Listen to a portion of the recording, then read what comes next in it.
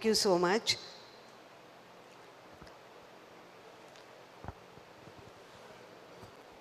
A very good morning, ladies and gentlemen. Please be seated. I welcome you all to the second day of the two-day national seminar on Sardar Vallabhbhai's contribution to national security and nationalism, organized by the Department of Defense and Strategic Studies and Strategic Culture and Security Foundation, Pune. Yesterday, after the inaugural session, we had session 1 and 2 that focused on unification of princely states and law enforcement and the role played by Sardar Vallabhbhai Patel for the same. The sessions were chaired by our esteemed guests who set the ball rolling for the distinguished speakers who shared their insights related to the above-mentioned topics. Both the sessions were interactive and informative. Today we will continue with session 3 and 4, which will then be followed by the valedictory session. Session 3 will focus on Patel's legacy and lessons for modern security and foreign policy.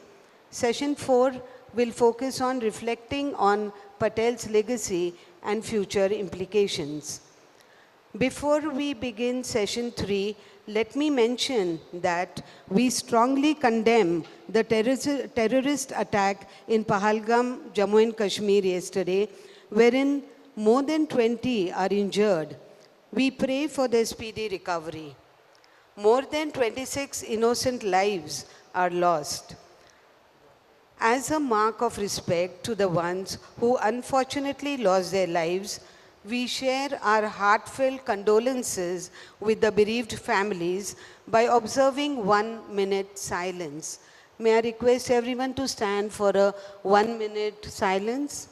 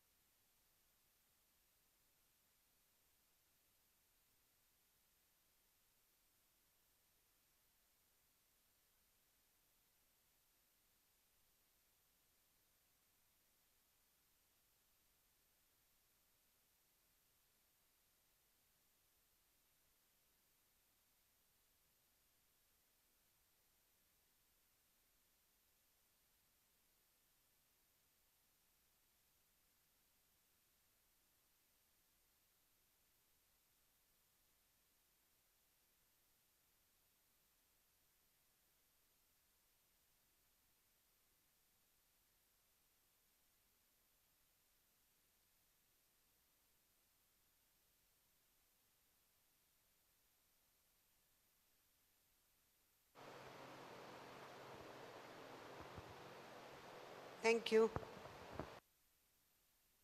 Thank you all.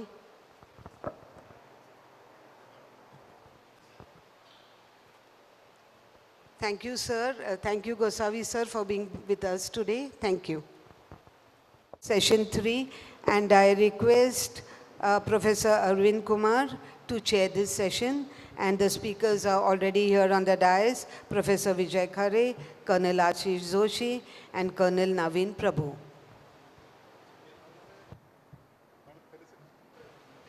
I would request Professor Dr. Vijay Khare to felicitate Colonel Ashish Joshi. Professor Arvind Kumar and Professor Vijay Khare felicitating Colonel Ashish Joshi from Pune.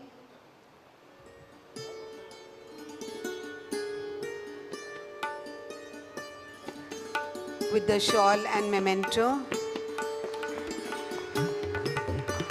And Colonel Naveen Prabhu from Kochi, Kerala. Colonel Naveen Prabhu from Kochi, Kerala, being felicitated by Professor Dr. Arvind Kumar and Professor Dr. Vijay Khare. Thank you. Thank you, sirs. I hand over the stage to the chairperson, Professor Arvind Kumar, to conduct the third session. Thank you, sir. Good morning, everyone. As you can see from the program, this again is very important theme for discussion. That is on Sardar Patel's legacy and lessons for modern security and foreign policy. So this has two parts basically, that how best we can correlate Patel's ideas in understanding the evolution of the concept of the modern security and also the orientations of India's foreign policy. As you know, a lot of changes have occurred, especially in terms of management of India's national security and also the evolution of India's foreign policy. As one can see, the seeds of many of these issues really were sown just after India became independent.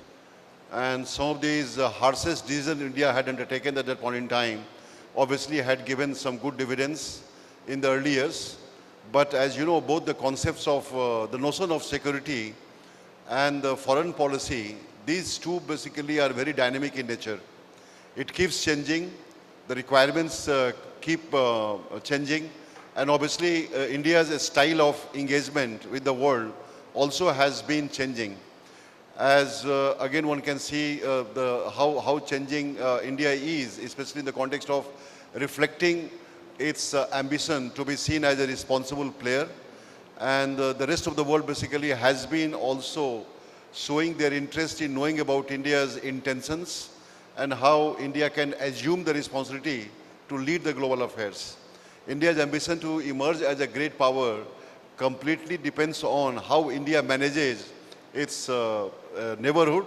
And obviously, a lot of the challenges you can see what happened yesterday again was a byproduct of India's not in fact understanding its neighborhood in the manner in which it could have understood. I think terrorism obviously has been one of these dominant features for India, and obviously in fact that has to be addressed, and India has been attempting to see that how terrorism issue remains a part of the problem and how India could find solution for many of these issues. I think the last 25 years since 9/11 event in the US also never had thought that 9/11 event will happen on their soil. And since then they have made it very clear that how best they could really keep such actions away from their soil, and they have been successful. And India to that extent I think has been working hard in terms of not only working with the United States in sharing intelligence information, but also using the various types of technology in gathering intelligence information. So I think a lot of these incidents which keep happening again are pointed to India's greater requirement in terms of not only coming up with the intelligence information in advance, but also using that information, implementing that, and that again is called the real-time implementation of intelligence information, and that could really help contain the terrorist design, and that should really be one of the areas where India has been focusing on. So I think this again is very important to understand India's orientation, especially in terms of obviously understanding the intention, the behavioral pattern, and the fundamental goals of its neighborhood. So let us hear from, we have three very eminent, distinguished scholars working on these areas. We would like to hear their views, and obviously we'll have a Q&A. We have sufficient time for this session. I would like each of the speakers to take 20 to 25 minutes, and obviously we can really have a good discussion, and that could help us in broadening our horizon. I request Professor Vijay Khare. Already he has spoken yesterday. His views on many other issues really have already been shared by him. And now I think he's going to speak on the questions relating to security and India's emerging orientation of its engagement with the world. So over to you.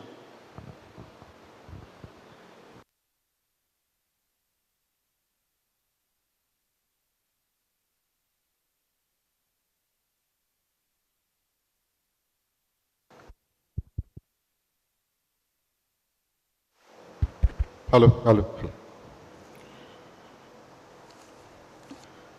Good morning, respected Professor Arvind Kumar, chairperson of this third session on Patel's legacy and lessons for modern security and foreign policy. My co-panelists, Colonel Ashish Joshi, Colonel Naveen Prabhu,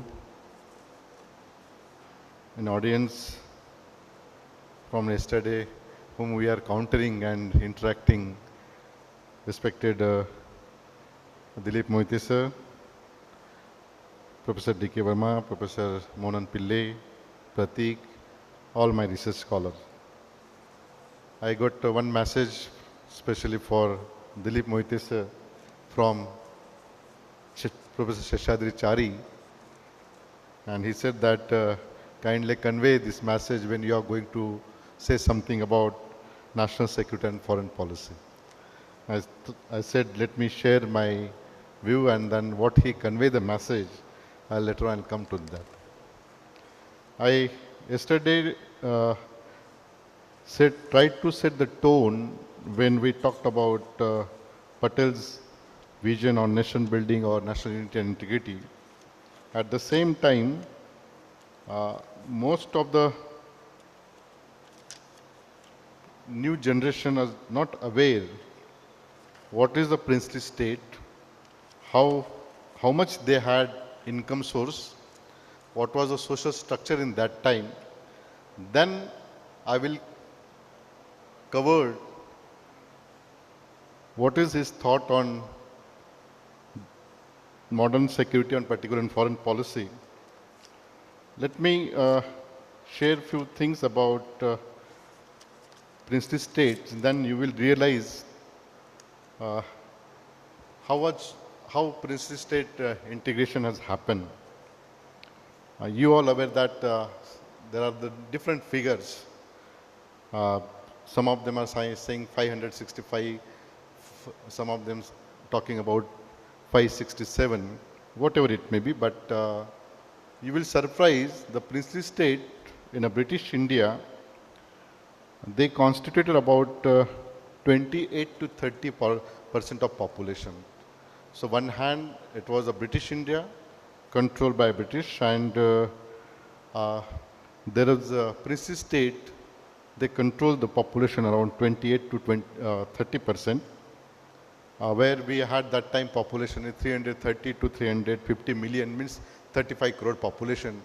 Out of that, the 28 to 30% population controlled by these princely states. And highest population in four important princely states. One is Hyderabad, that is a 16 million, means 1 crore 60 lakh. Mysore, 8 million. Jammu and Kashmir, 4 million. Baroda, 3 million.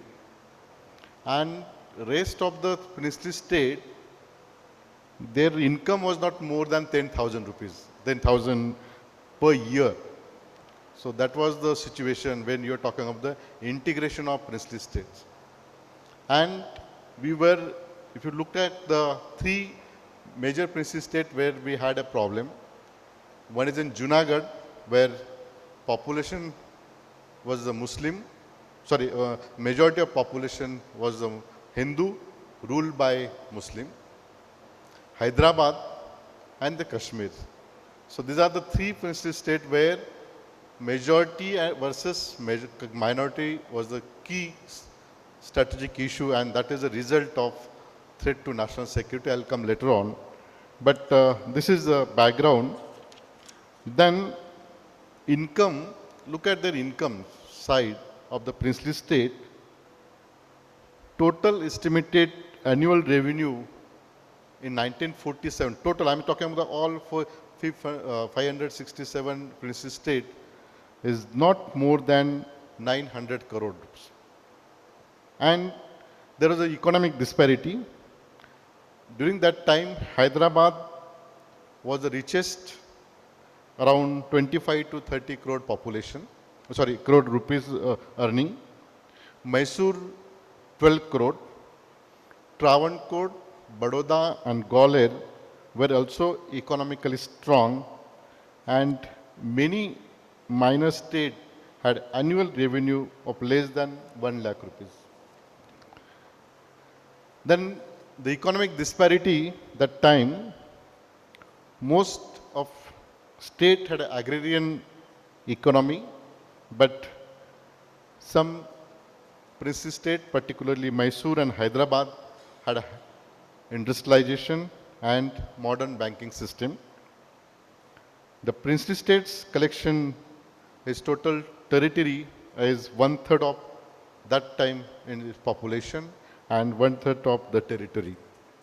So this was the situation, and if you link with that, when you talked about the legacy of Sardar Vallabhbhai Patel, now then you will realize what was the role he has played. I said there were only 3 princely states where we had a problem. One is in Junagadh, second is in Kashmir, and third is in Hyderabad. If you look at the action against Hyderabad, that call as Operation Polo, but Patel's most enduring contribution was the peaceful, and whenever it is needed, it is the occasionally coercive integration of all princely states. He made it. His action prevented potential intervention by foreign countries, while one hand we were started the integration. That time he started how to prevent external actors when in the process of integration, and he made it very critically as well as a very systematical approach to tackle with the foreign powers. And his role in instrumentation is signing an instrumentation action in Kashmir. He handed Nehru should take care of international area as well diplomatically, and internationally issue handled by Nehru, and rest of the action he can discuss himself. So that was his strategy when he talked about his foreign policy. Initially, he was military. He tried to military response through different action, but then later on he thought that there is no need to have any kind of military action, particularly when we had Operation Polo in Hyderabad. And I said yesterday, when there was an interaction with Ambedkar and Patel, in fact, Ambedkar suggested him that no need to have any military action. It should be a police action. And he carried out that police action again in Hyderabad. His foreign policy outlook, particularly when you talked about Patel's foreign policy, he talks about realism versus over idealism. There are 3 important considerations during that time we can see. Nehru was very much interested towards non-alignment movement. Patel talks more about the pragmatic approach as well as the realistic approach, and the Ambedkar talk about national interest. If you read Ambedkar stake on foreign policy when he was the member of Upper House, and he criticized heavily when we had a Panchashila agreement with China, and there was a slogan called Hindi Chini Bhai Bhai. And then he said in a parliament, anyone not should, or particular government should not glorify its own stature. The person should not glorify their own stature. Ultimately, what is important is the national interest. And that was a statement is available. In fact, if we read his all literature, you will surprise how he critically against the Nehruji. But at the same time, when it comes to the national interest, all leaders come together and they had a consensus when dealing with the national security as well as the foreign policy. So there are 3 perspectives, different perspectives, but at the cost of national interest, all 3 stalwarts, they came together in a time to time. And this is the first outlook of Patel's where he talks of realism or idealism. Then second point I would like to highlight in the context of foreign policy, he talks about strategic geography, and Patel recognized that the geopolitical importance of frontier region is very important. Someone yesterday told about what was the stake of Patel on northeast, and when he gone through that all, He, he talked that particularly North states required long-term strategic depth as well as a northeast strategic location in a such way this is related to neighboring countries and it's required, it required a strategic depth. I said yesterday there was a crisis in Manipur, Arunachal Pradesh and Nagaland, but Article 356 is one of the key instrument. That part is with integral part of India because that part controlled by central government through the Article 356 and at the same time Patel has approached to the strategic geography is very important and geographical frontiers need to protect and northeast need to have a long-term strategic depth.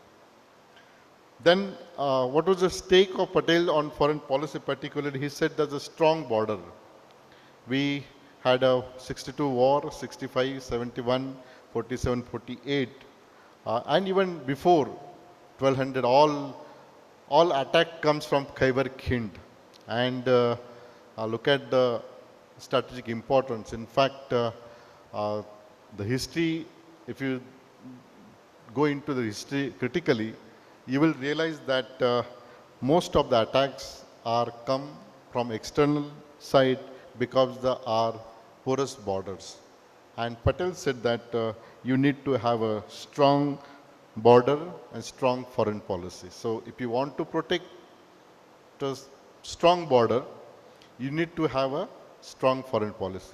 But sorry to say that if you ask me what is the core value of India's foreign policy or what is the core value of India's national security, neither I will give a right answer nor Professor Dilip Mohit is going to give a right answer, nor Professor Arvind Kumar will give a right answer how to conceptualize national security and foreign policy.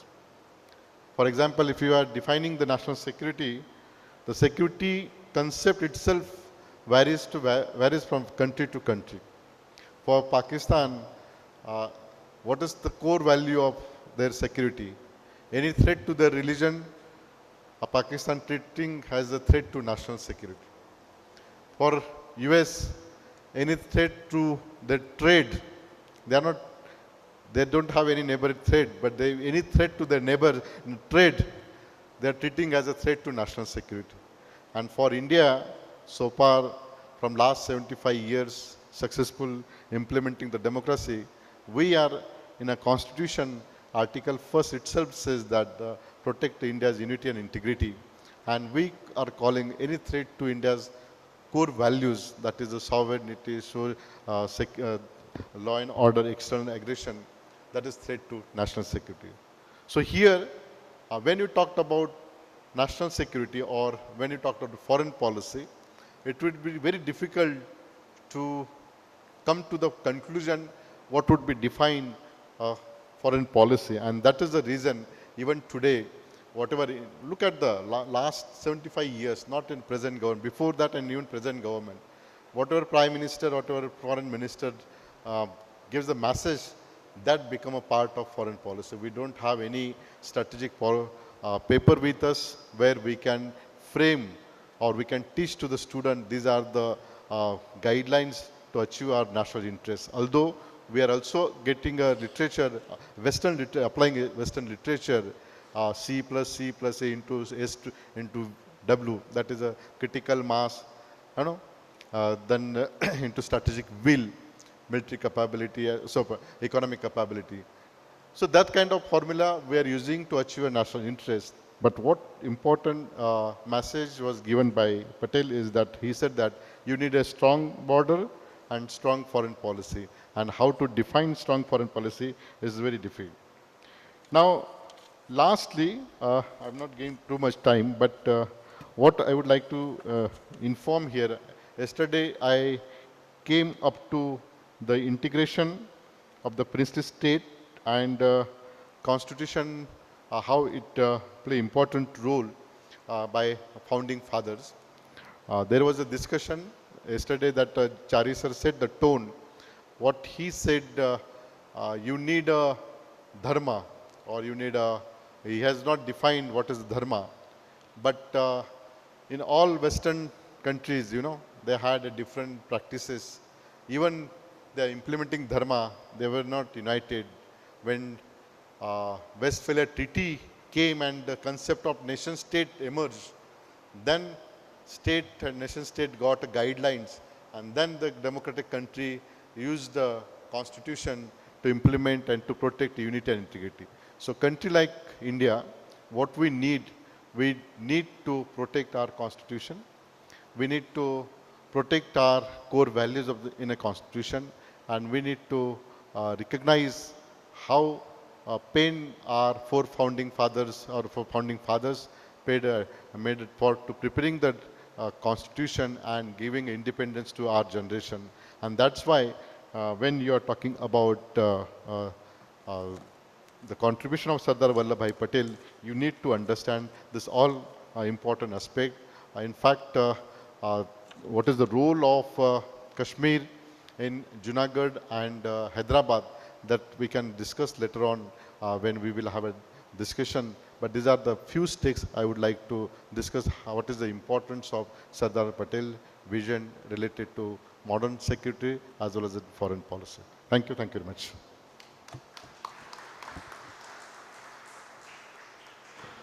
Thank you very much for making a very comprehensive presentation. You were able to identify the challenges, especially in making distinction between both the concept national security and foreign policy. The challenges to define this, to really have an integrated understanding. So most of the issues and how these concepts keep varying from nation to nation. It's not that a nation will have one particular priorities and the same thing could really happen in the other countries. I think you made a very good, remark on many of these areas. Now I request Colonel Ashish Joshi to make his presentation.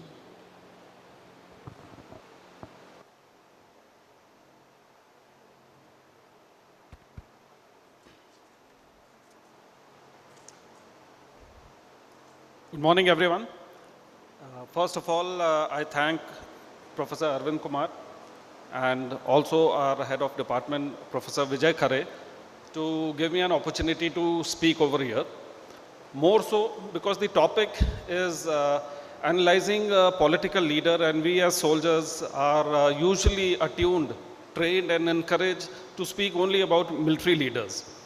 So this topic in itself was new and really opened our minds about how the direction of the country, the decisions and the visions of a political leader is influencing us even today. The topic of this session is Patel's legacy and lessons for modern security and foreign policy. I will be focusing strictly on modern security. The first thing which came to my mind with respect to modern security is the definition. And rightly so, I started checking the National Security Strategy document, and I was really surprised to know that I will not be engaging myself in complicated definitions of modern security with respect to possibly cyber security or any state of art or disruptive technology, but simple elements, because there is no national strategy on security existing in the country even today after 76 years of independence. It is still in draft stage and officially not issued. So I am pushed back from 2025 to 1947 to evaluate what exactly Shri Vallabhbhai Patel saw evaluated as national security. And what came to the fore was primarily with respect to the modern security. He identified 7 pillars. What I draw is from the eminent speakers who spoke yesterday, that he was deeply concerned about the territorial integrity, geopolitical vigilance, military preparedness, countering ideological subversions, social cohesion, national unity and national identity, administrative unity and governance, and constitutional governance. Coming on to the first portion, that is the first pillar, that is the territorial integrity. So his vision was swift, decisive integration and prevent foreign interference. Of course, it talked about the integration of the princely states. But the question which comes to my mind, was it a difficult task at all? It was years of freedom struggle which was happening at that point of time. Every single citizen of the country aspired to be united and part of India away from the British rule. Then what was the big thing Vallabhbhai Patel achieved by integrating them when every single citizen was wanting that? Was it really challenging?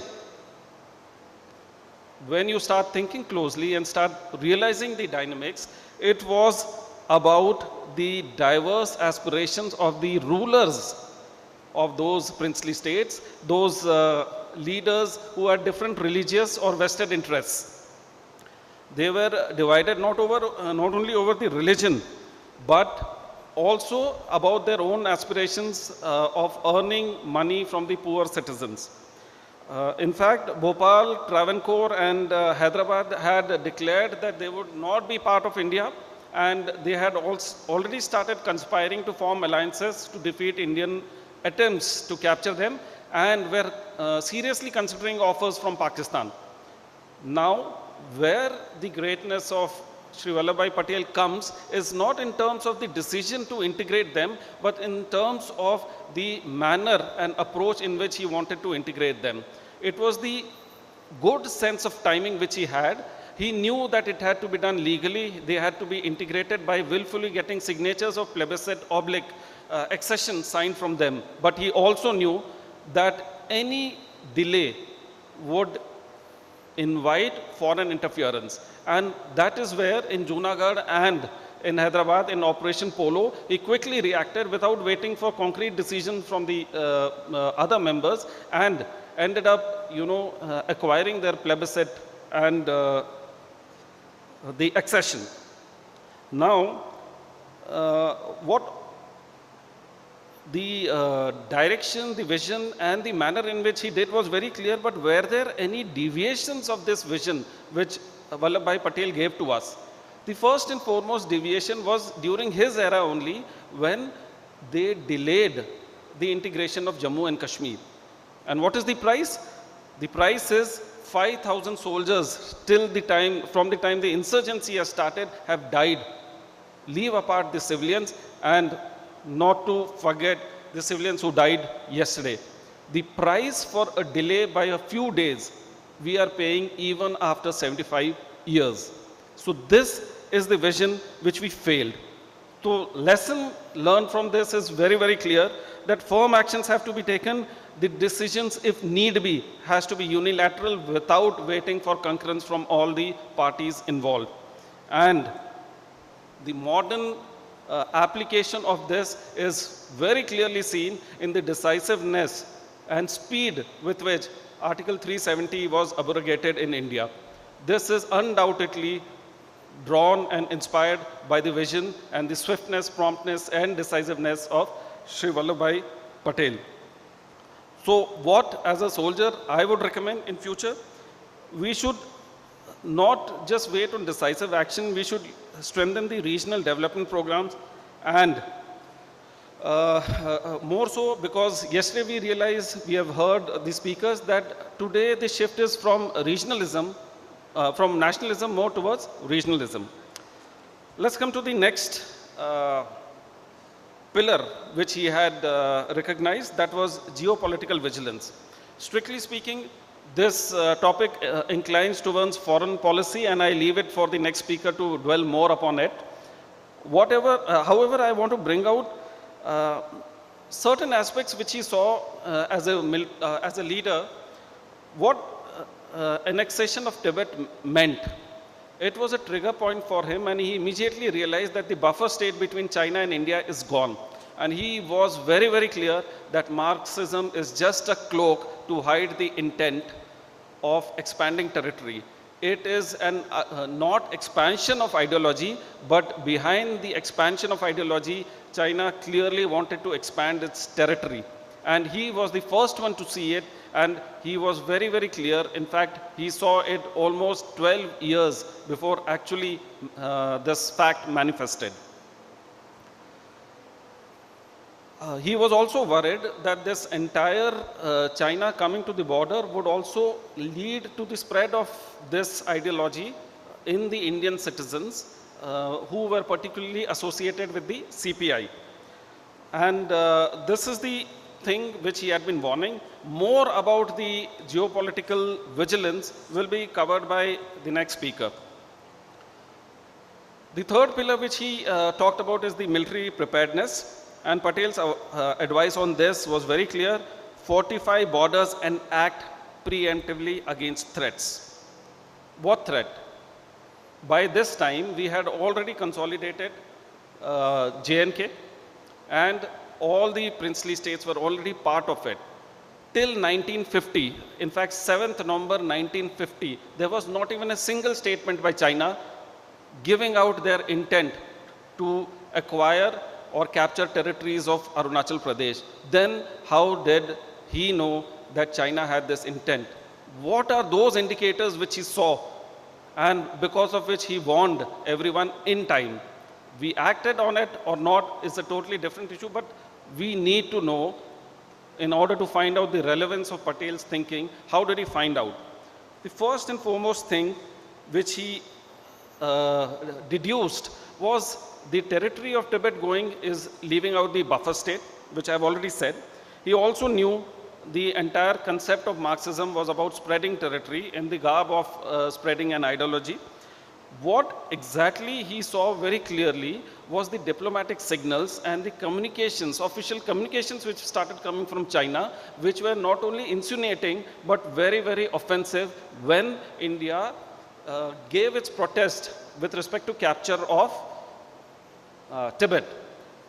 China, the tone and tenor was not of friendship, but in fact it was a clear shift towards hostility. And these letters itself proved and convinced Shri Vallabhbhai Patel that China no more has a friendly intent towards India.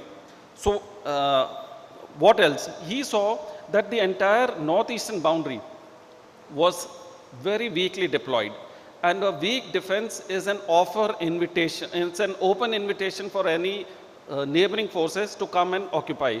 Mere fact that there was no deployment, we were giving invitation to China to please come. In fact, they took 12 years to take that invitation. They could have come much earlier. At the same time, he knew the state of defenses of Nepal, Bhutan and Sikkim, which was at that point independent. He knew that even these states could fall prey to China or used for infiltration to India.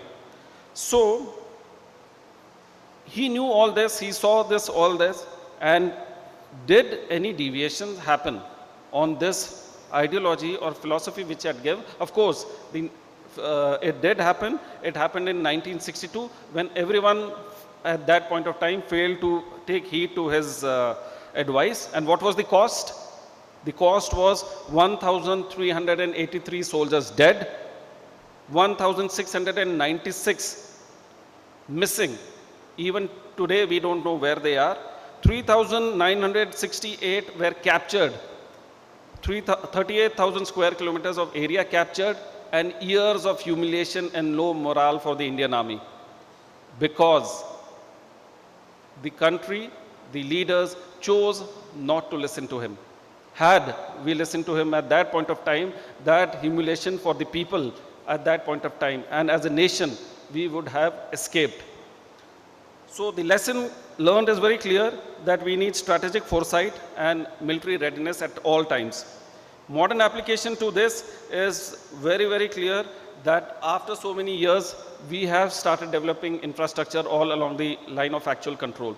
In fact, if we really want to see the indicators, then should we take the threats of landlocked Northeast and control over Bay of Bengal by a neighboring country, is it an indication of their intent to come across Siliguri corridor? So these are the kind of way of thinking which Patel had inspired us to do, and if we have to interpolate it in the modern times, then possibly this is one of the things which we need to think seriously about. As a military person, my recommendation on this aspect is we need to continuously invest in advanced surveillance techniques and create resources in the border area so that we are never surprised the way we were surprised in 1962. The next pillar which Vallabhbhai Patel identified was countering ideological subversion.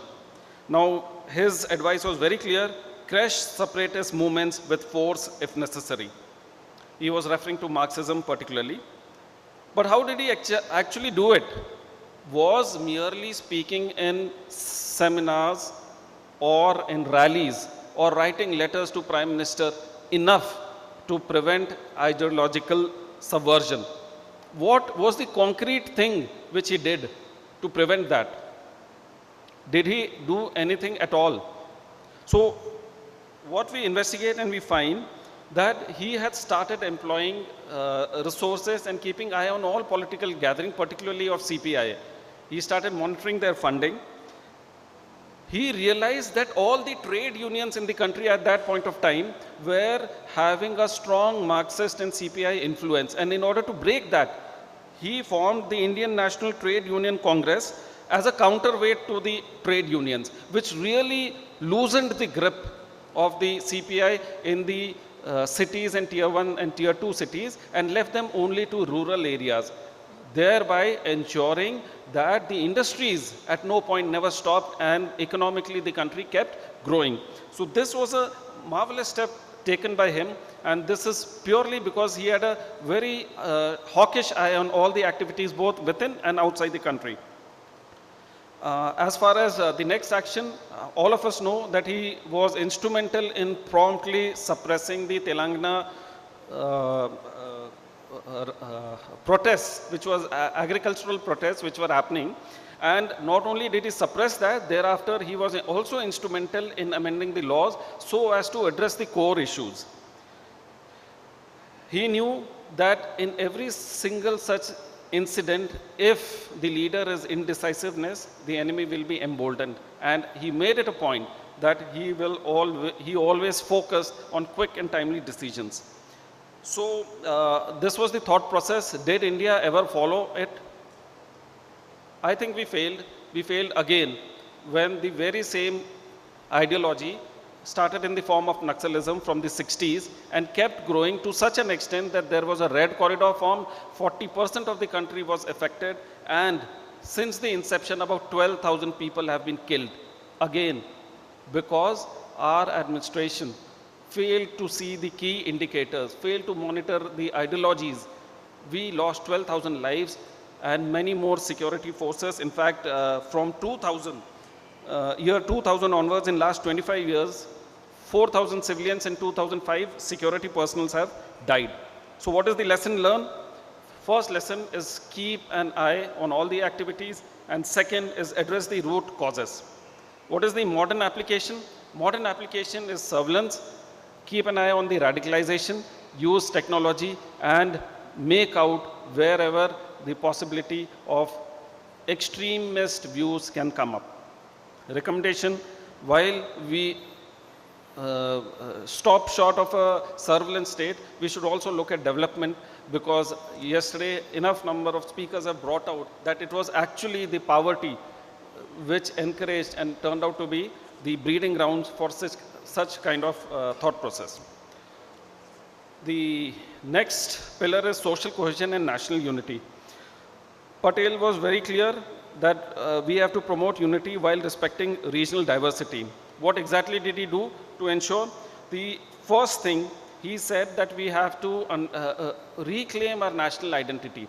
And one of the major actions which he did to reclaim the national identity was rebuilding of Somnath temple. And remember, it was not at the cost of any other community or the local people. And why Somnath temple? Because it was the symbol of continuous attacks by invaders and attempts to destroy our culture. And just to revive that, he was instrumental in making it, although he was not alive when it really formally got inaugurated. But he ensured that not even a single penny was taken from government funds, because it had to be the government per se. His ideology was not only apolitical, but it is also not religious or favoring one particular religion.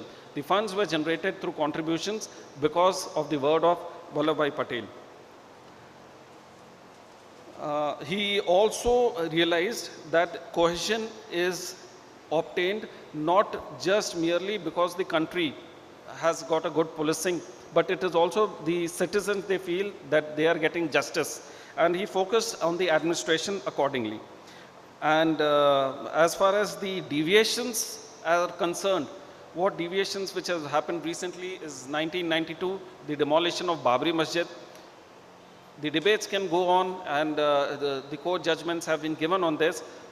Whatever be the case, the effect is that it caused a widening of the fissures between two communities and ended up leaving 2,000 dead. In fact, in Maharashtra alone, 900 died as a consequence of this incident. So the lesson learned is very clear that cultural diversity and acceptance of each caste, community and religion is the only option for the country to ensure national unity. Modern application, this government has conceptualized Ek Bharat, Shresh Bharat. This concept was launched on 31st of October on his 2015, that is his birth centenary, birth anniversary, wherein states are clubbed in together and people go on an exchange program to learn the language. They have launched an app known as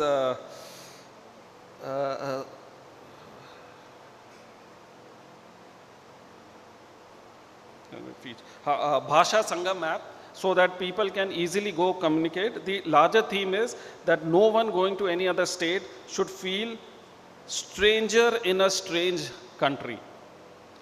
So that's a positive step towards this.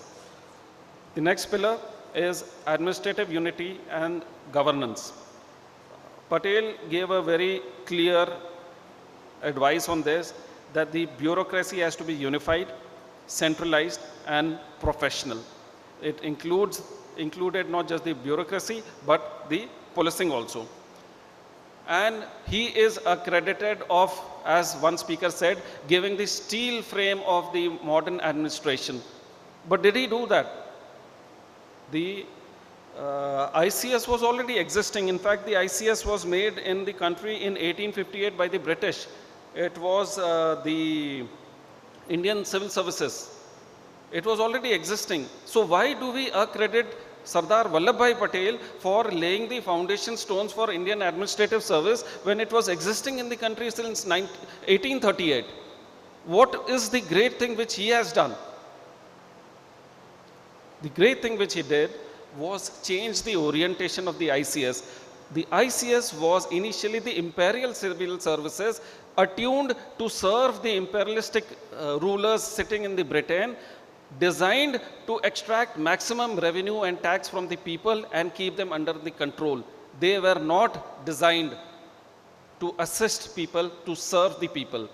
Today the motto is service of people. It is the thought process which Sardar Vallabhbhai Patel changed of these people. Not only that, Patel also knew that a fair administrative service is the only way where people will feel secure and feel part of the country. And he worked really very hard on the administrative unity, that is the bureaucracy and the policing services. So if he had done it, visualized this, trained them, or reoriented them to serve the people, become apolitical, become fair, then exactly how did we come to this point where today there were speakers speaking about the corruption and failure of Indian administrative service? So there have been deviations. The system did deteriorate over the era. The first such deviation during his time, or very quickly after that, was delayed land reforms. The administrative service was so slow, they were not they did not realize that the vision which the citizens were given, that once they are independent, the lands will be there and they will be tilling their own lands and getting their own money, that dream was broken. They realized they still continue to be under the zamindars, irrespective of the leadership right on top. It was the British earlier, now it was the Congress at the seat, and the citizens were doing exactly same thing, what they have always been doing. And in order to curb that, and because of that, the Telangana movement started, the movement started in Punjab, the movement also started in UP for sugarcane, all across it started. It is at that point of time, Patel not only suppressed them with police, but also forced the administration to work on a fast track basis, and he amended the laws which led to the Hyderabad Tenancy and Agricultural Lands Act in 1950, and also the Pepsu Tenancy Act in Punjab in 1952, which gave close to 6 lakh people their rights of lands and tilling rights. This is the kind of vision and brilliance, and because of which the all the land movements, despite strong Marxist support, did not carry on and fizzled out. This was purely because of administration. So lesson learned is that merely making a strong administration is not enough. We need meritocracy, and he ensured that. He also started building proactive policing. Modern day application, if you see the bureaucracy-led activities, one of the best example was the vaccination of all the citizens in the country of 1.3 billion in these quickest time frame. This was purely IAS-led. No other country achieved this, and our country achieved just because the administration decided, the bureaucrats decided, and they harmonized it right from production to supply to demand and executing and giving them digital certificate. This is the brilliance of the Indian administrative service if you look at it that way. The recommendation is we should not stop at that. We should increase more transparency, digitize, and ensure ethical practices. The last pillar, constitutional governance. Here too, Vallabhbhai Patel gave a very, very clear advice that uniform constitutional framework for all states and local autonomy should be there, and local autonomy should be given within a strong federal framework. So while this is just a statement, how do you implement it on the ground? What exactly did he do? The first thing he did is he ensured that all the princely states are integrated legally. Second, he abolished the privileges of the princely states, whatever privileges they enjoyed. Then he set the ball rolling of reorganization of the states, although we had a speaker telling that he didn't want it on the linguistic lines, but by 1956 it happened in the lines of linguistics only. He delegated the governance at district level. He limited the powers of governors. In the British era, the governors had unlimited powers. Here, he limited the powers of governors, and they had to take advice and inputs from elected members. Then, another important step which he took, he abolished a separate electorate for the minorities. He gave constitutional guarantees to civil servants who were working on their initiative. He gave protection to them so that they don't go to jail because of mistakes they commit. As also, he worked for unified judiciary under Supreme Court so that the high courts within the states are not interfered by the state government. So, with all this vision given, were there any deviations in the past with respect to this? So of course there were deviations when we had over centralization in the 70s and also the emergency from 75 to 77. The consequences of the emergencies are well known. It not just eroded the democratic norms, disrupted the economy, it also increased the rise in social discontentment. Modern day application, if you see constitutional governance, the very fact that as far as the financial matter of GST is being addressed collaboratively along with the states, it's a good example. And my recommendation continues that we need to digitize more.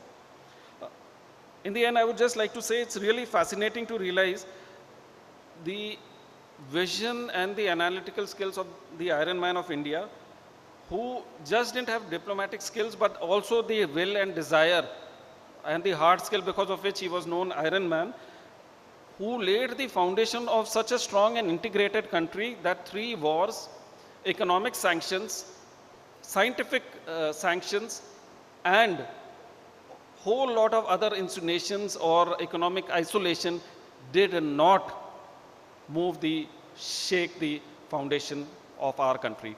So indeed, the visions given by Sardar Vallabhbhai Patel with respect to the modern security stand true even today, and we need to continue to follow it.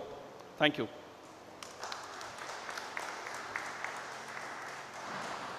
Yeah, thank you, Colonel Ashish Joshi, for making a very comprehensive presentation. You covered a wide ground in terms of his legacy and also attempted to correlate his contributions in terms of understanding the notion of modern security, the challenges to understand the concept of modern security. You also highlighted that part. And obviously, the point which you highlighted with regard to the internal ethos which India had at that point in time, how those really gave some sort of opportunity to this Sardar Patel for not only promoting India's interests, but also seeing that how India could be, especially in the context of the likely India, the future of India. And that perhaps you brought out very nicely. Thank you very much for this. Now I request Colonel Naveen Prabhu for making his presentation.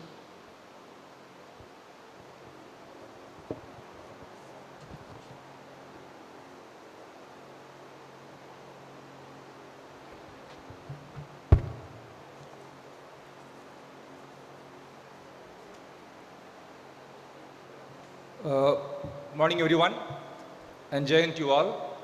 At the outset, I'd like to thank Professor Arvind and Professor Khare for affording me this opportunity to speak on this topic in front of some legends of the academic fraternity. The topic of my talk today is the legacy of Sardar Patel and the lessons that we can draw for India's foreign policy. From an academic perspective, I don't consider myself worthy of speaking in front of these stalwarts. But as an army officer, I have done some reading on Patel from perspective of his leadership.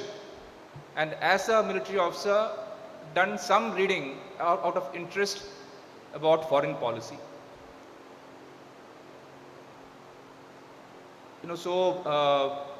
At the outset itself, let me submit my anticipatory bail for any factual or some opinions that I'd be presenting here. In my professional career, I had 2 occasions when I had to forcefully study Patel. First was immediately after commissioning, when I joined my unit in Kupwada. As a part of our grooming, it was a tradition to make the officer study the digest of service or the regimental history. And my unit was raised in 1942, and it was one of the main units which participated in Operation Polo for the liberation of Hyderabad.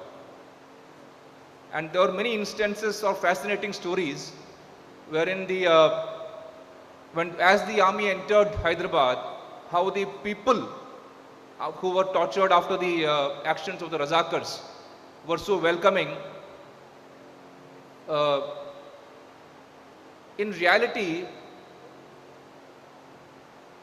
Mountbatten and Nehru were never in support of a police or military action in Hyderabad.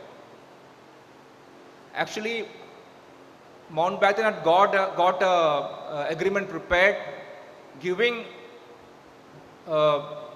partial independence to Hyderabad, leaving only defense and foreign affairs with the government of India.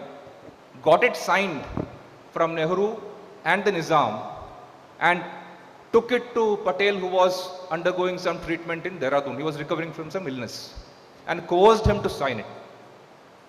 With tears in his eyes, Patel signed it, but as Mountbatten was parting, he whispered in his ears, "Take my word for it, this agreement will not be honored by the Nizam." And that's what exactly happened. When the Razakars came to know that one of the clauses of this agreement was the disbandment of Razakars, there were riots which broke out against, and a lot of atrocities against the population.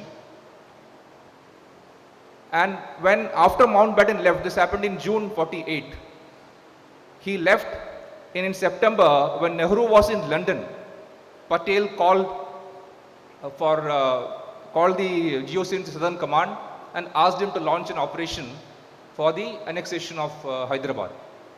Nehru came back, he was furious, but had to, and got convinced by Patel. On 12th of September, the troops were concentrated for the attack. When the news of Jinnah passing away came in, Nehru called Patel again, asking him to call off the attack, which he set aside, and the attack went in. On 18 September, Patel came to the parliament, announced that Hyderabad is now part of India. So this was actually the sequence of things that happened. And when, I think it was Gopal Swami Iyengar who suggested that they should call all the foreign diplomats and justify the police action or military action, so he just brushed aside and said that any action in national interest the international opinion doesn't matter. The second instance when I had to study Patel was when I was preparing for the Staff College in 2008, and one of the prescribed books was India's China War by Neville Maxwell, and the last pages of the book were it was appended, was the letter in November 1950 written by what Colonel Joshi was mentioning about, by Patel to Nehru, where the clarity of his thought was very evident. I'll just read out some parts of that letter, and it happened 12 years before the actual attack took place in 1962. He said, "The Chinese advance into Tibet upsets all our security calculations. Hitherto, the danger to India on its land frontiers has always come from the northwest. For the first time, a serious danger is now developing on the north and the northeast side. For the first time, after centuries, India's defense has to concentrate itself on two fronts simultaneously." The two fronts, and which is very common term now. "We can safely assume that the Chinese will disown all stipulations which Tibet has entered into with us. The undefined frontier and existence of our side of a population with its affinities to the Tibetans have all the elements of the geopolitical trouble between China and ourselves." And lastly, again it was mentioned by the previous speaker, "Communism is no shield against imperialism. Chinese irredentism, that is their propensity to expand, and communist imperialism are different from the expansionism or imperialism of Western powers. The former has a cloak of ideology which makes it 10 times more dangerous." The clarity of Sardar's vision, his Shatru Bodh, that is his capability to identify enemy and adversity early, is actually legendary. Going back to one more quote I'd like to mention in relation to the Hyderabad operation. In his book Pilgrimage to Freedom, Kulapati Munshi had mentioned, and he quotes Patel as saying, "If Jawaharlal had his way, Nizam's Hyderabad would have remained unintegrated and would have become a second Pakistan in the belly of India. an intensely hostile state separating the north from the south. Yesterday, when a lot of speakers and today morning had spoken about and brought out various aspects of Patel's life, his leadership, his actions, in terms of what and when. You know, there are a couple of points that I'd like to highlight here. The points which highlight his character and his leadership.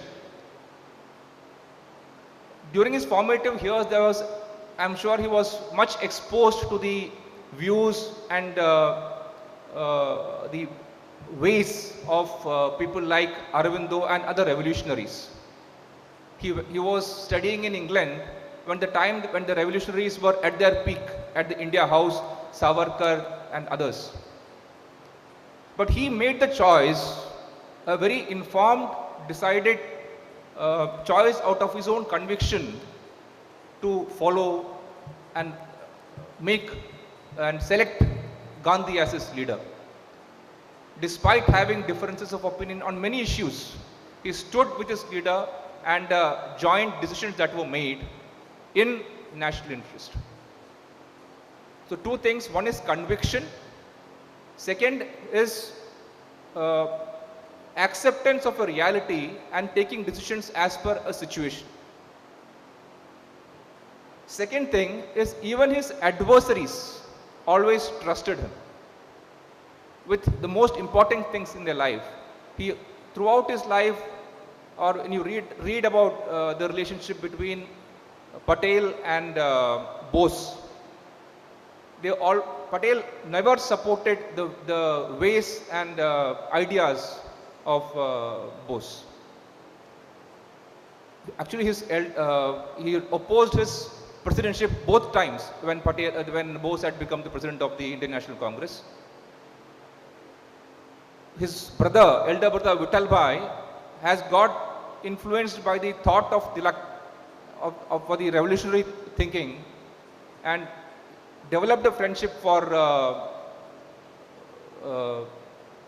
Bose, and 3/4 of his wealth he had written in his will to be given to Subhash Bose and his movement for the specific purpose of narrative building, especially post-independence.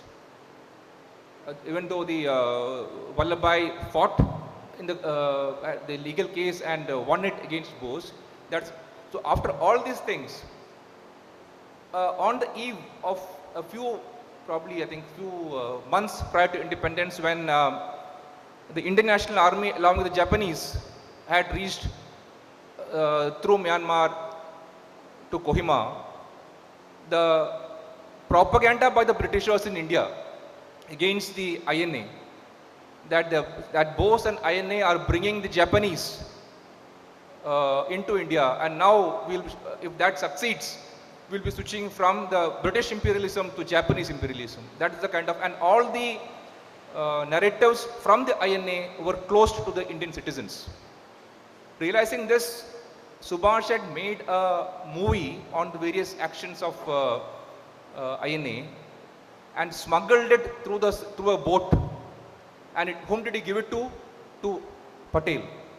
So who made sure through, I think, Birla, that it is screened in Delhi. And the point I'm trying to convey is that one of the key elements of his character, that his trustworthiness and credibility, that even his adversaries trust him with their lives.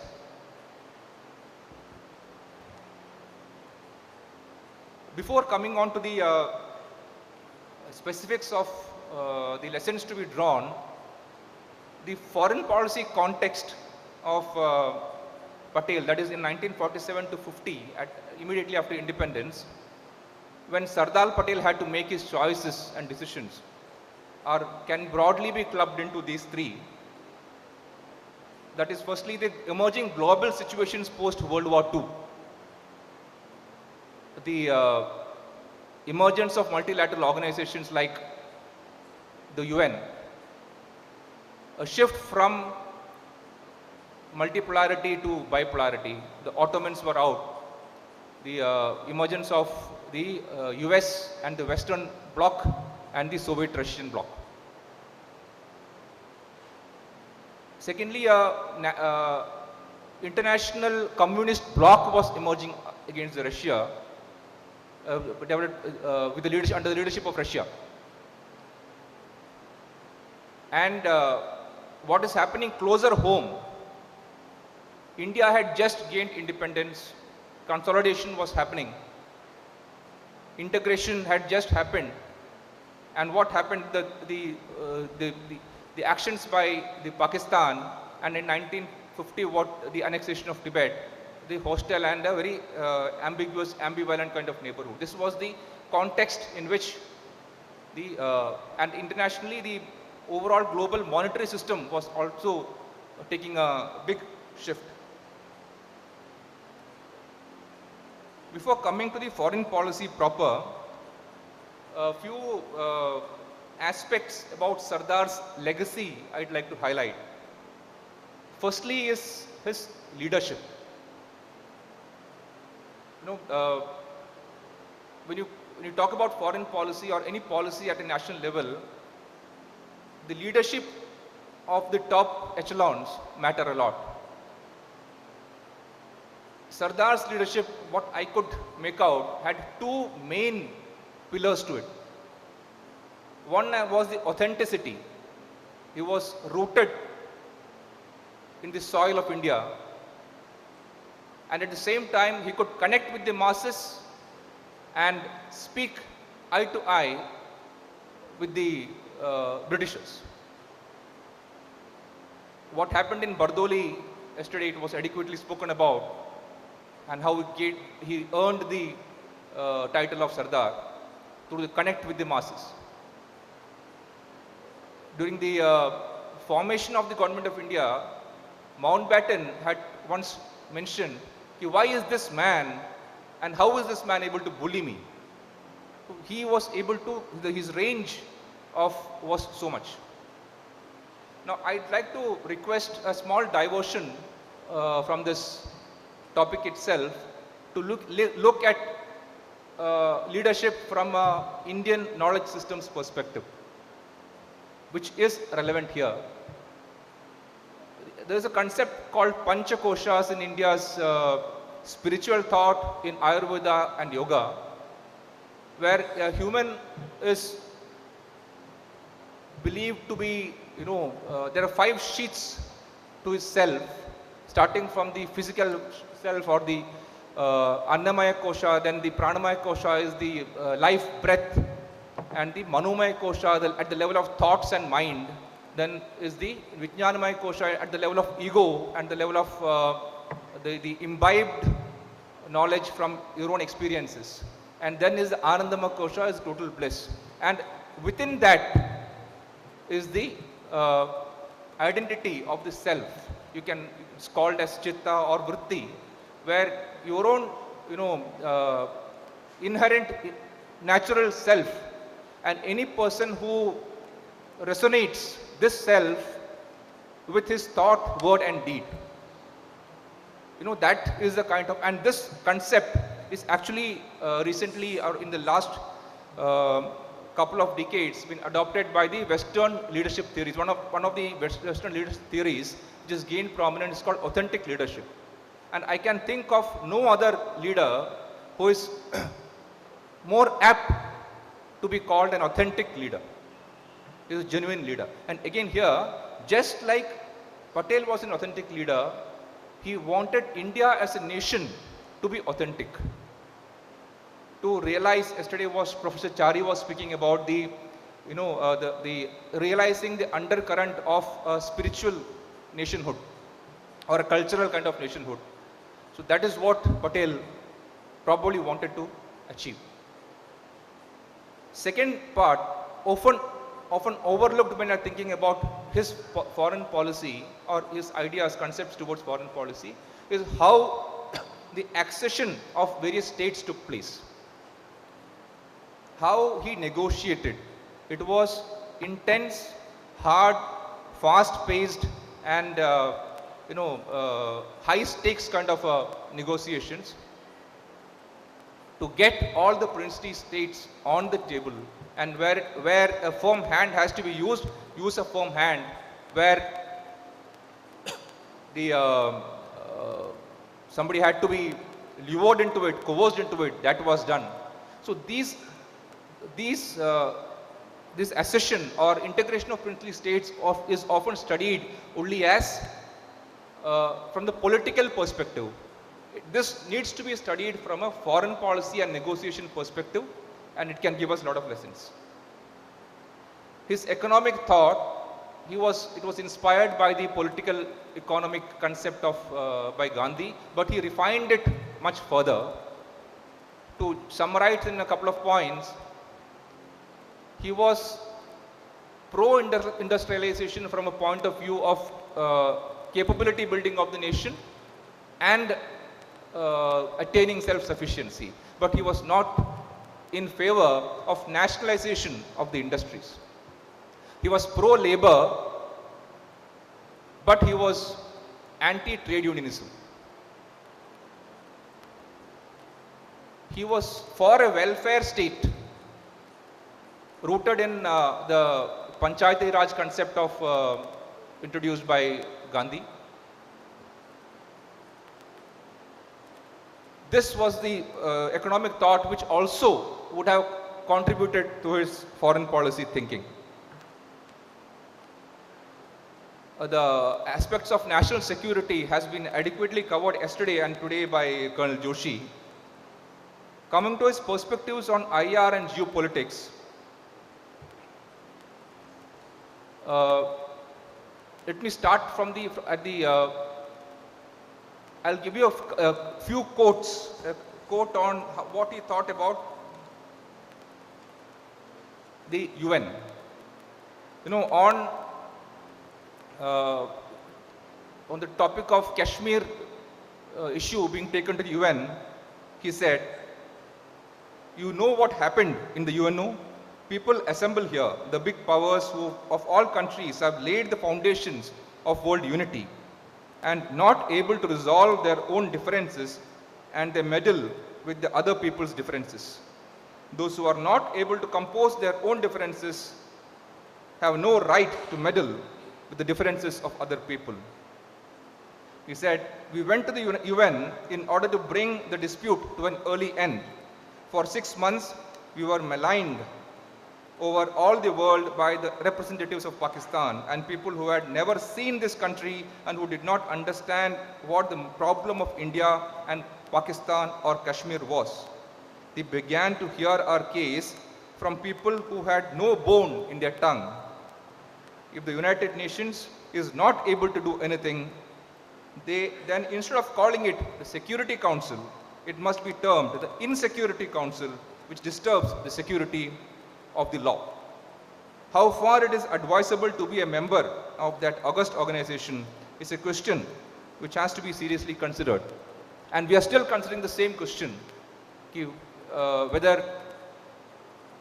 UNs with their declared mandate, are they able to achieve anything?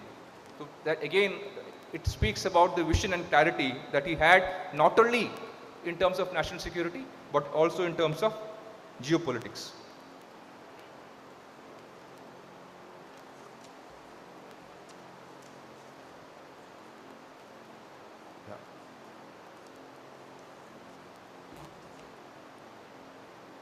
Coming to the final part of my talk, what are the relevant foreign policy lessons from his thought that we can draw for today's age? Before coming to it, just the context, there are a lot of similarities, surprisingly, during his times and today, where the world was seeped in uncertainty and transition. That time, after World War II, was shifting from multipolar to bipolar world. Today, we are shifting back to multipolarity. Again, there is a upheaval in the global monetary system that is happening. The flat world of globalized world is no longer the favored choice of most nations, who are rooting for nationalism and sovereignty. What are the differences? The biggest, from an Indian perspective, the biggest difference today is the level of power that India has acquired globally and its aspirations as a global power, which are in multiple times more than what it was during that time. India is a much more stable country, though the neighborhood still remains ambivalent. Three other very important differences what I can see is, first is technology, second is the role of media and social media, and number three is the importance of the cognitive domain and narratives. Very briefly, the lessons that we can draw, I think the first most important thing is Swabodha. Again, is the idea of the national identity, which we have spoken of already. Colonel Joshi had brought out why he thought the Somnath has to be reconstructed. You know, the national pride, even today, that identity is still in the large part of the population is still absent. We are, dispersed. Our views are varying because of a lot of differences in caste, creed and everything. And that sense of nationhood has to come back. And when we are dealing with foreign policy, it is very important to be clear as to who we are. Second is Shatrubodh, from what the identifying the enemy and taking action. An enemy may not be a nation. It can be some concept also, which can be outside the country or inside. When the event that happened yesterday in Pahalgam, whom do you think is the actual Shatru here? Is it only Pakistan? So defining the Shatru is very important in terms of security also and in terms of foreign policy. Second is the primacy for national interest. India first or Bharat first has to be the priority when we are dealing with the foreign nations or other multilateral organizations. Self-reliance, Atmanirbharta is self-explanatory. Credibility, whenever, just like a person, when we are dealing with a person, credibility is important. When an emerging nation is there, an aspiring nation, its credibility is important. That is why all these actions that India has been recently doing as the first responder to natural calamities, as the only country which was able to supply the COVID vaccines to other countries, the leader who brought African Union into the G20, all these aspects, they lend credibility to India as a nation and as an emerging power. Firmness and policy stability, again is very interesting. The last point I would make, it's a very often used term these days, because the PM has been using it, is Vasudhaiva Kutumbakam. We talk of only this phrase without realizing the context in which it was used in our scriptures. It was specifically used in Hitopadesha. I'll just briefly give out the story so that the context is clear and the lesson can emerge here. It is a story in which there is a jackal, there is a deer and a crow. The crow and the deer are friends. The crow's name is Subuddhi and the deer's name is Chitrangada, and the name of the jackal is Kshudra Buddhi, the shrewd one. So the jackal was aware about the speed of the deer and wanted to first befriend him before consuming him. So he approached him and tried to make friends. Subuddhi, the crow, advised him, don't do it before making friends. Make sure that you know his antecedents. Make sure you know the nature of his ilk. If this is a person, how is he likely to behave? and give him some time and watch him before making friends. And he gave some other stories to the deer to make him understand the idea. But he didn't agree. And it is a jackal when he's seeing that the crow is trying to influence him, that he uses this thing. What he says is, Ayam bandhur ayam neti ganana laguchetasam udara charitam namtu vasudeva kutumbakam. That is, he's trying to tell the deer that the people who fight for small things, ye mera hai, tera hai, this is mine, this is yours, are very narrow-minded people. The broad-minded people are always welcoming to new friends. And he befriended him, went to his place of residence, looked for an opportune moment and attacked the deer. So when you're using this phrase, it is very important to understand that context also of not being the hunted by blind trust. Thank you.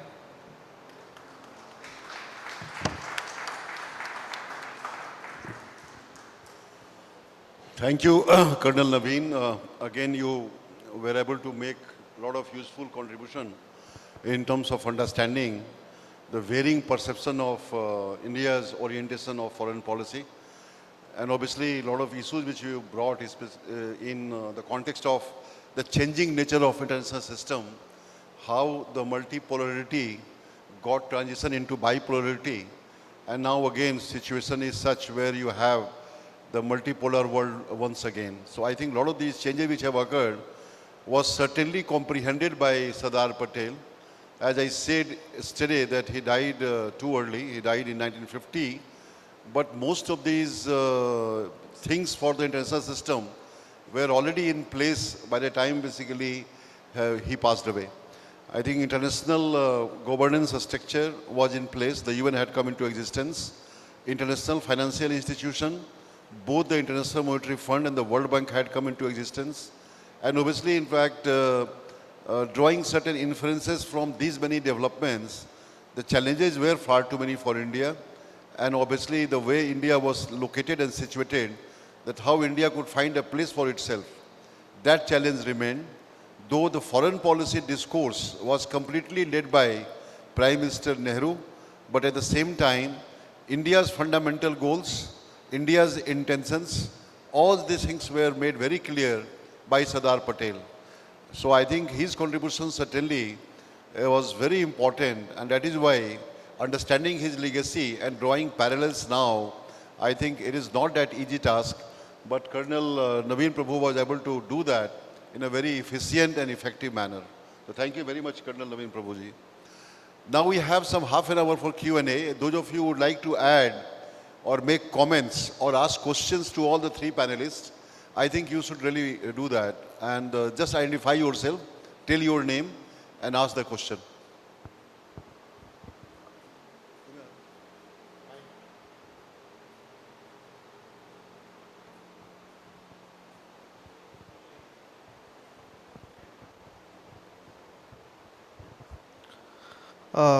I am Dr. Pradeep Chattopadhyay from University of Kalyani, West Bengal.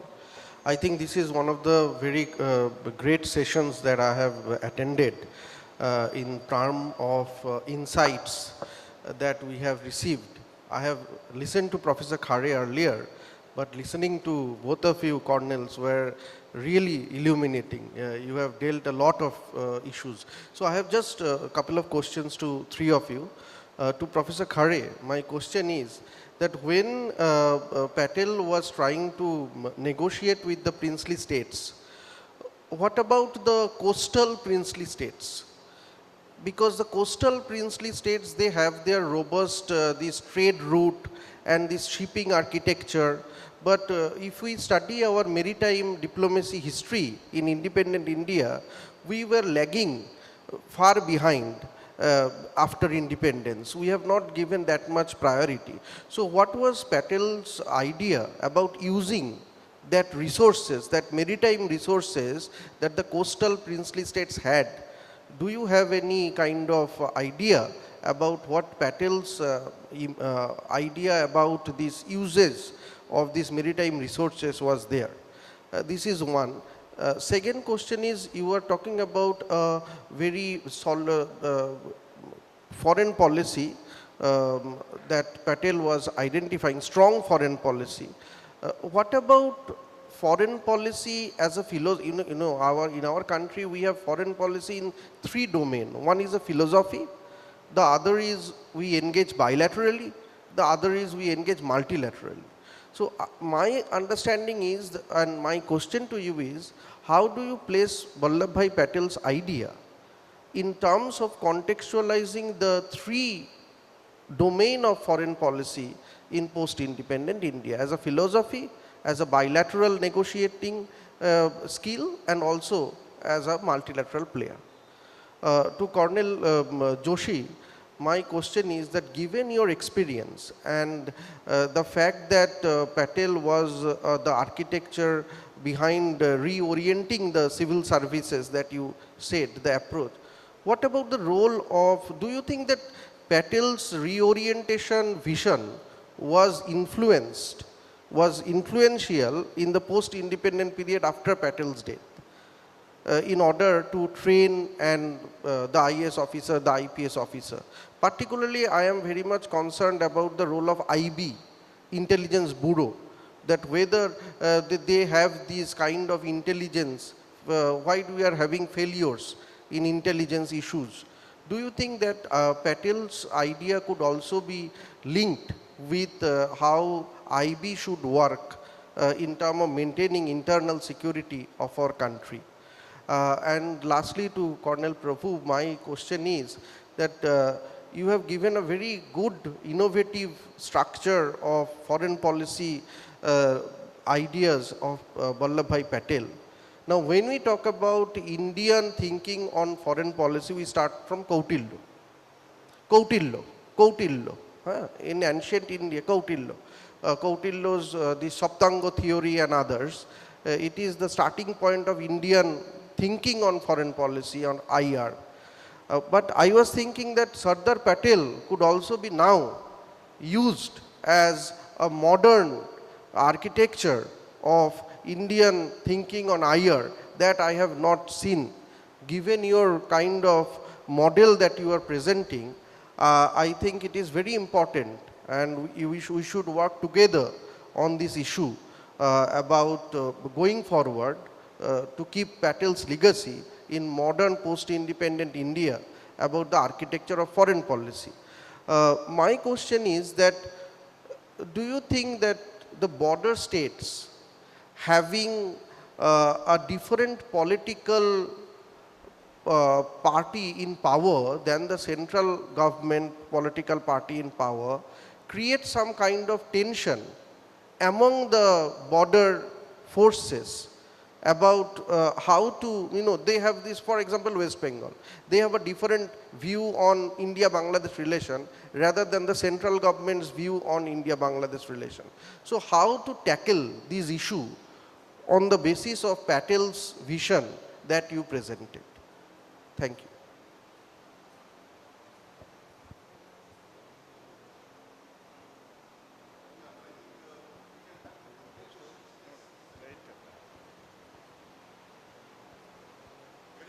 This side, excuse me. Good morning to all. It was a wonderful insight on this topic. My one question is there, let's say some of the states of Union of India is on the verge of going towards lawlessness, and central government had not been able to take care of the situation in the broader prospects. Whenever there is a intervention of the judiciary, when some of the ladies or gents who are somehow related to social activism, Supreme Court is always ready to give them the bail or hear that case even in the midnight.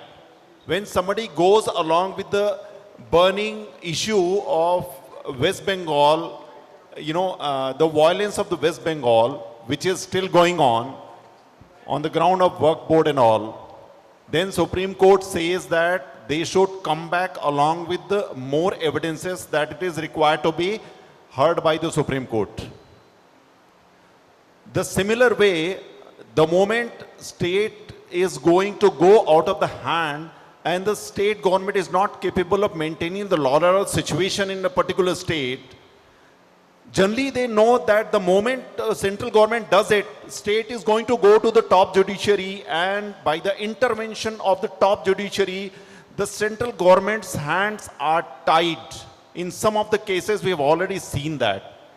My question is to all three speakers, honorable speakers, sir, what is the way out so that we could balance share the situation in some of the states where things are likely to go out of hand and the disruptive forces are disrupting the entire fabric of social justice, and the anti-national elements are aligned and they joined hands together along with some of the international forces, and we are just staring at the problem, had not been able to do the enough, just because judiciary at times, rather most of the times, come to the rescue of those who are the disrupting forces.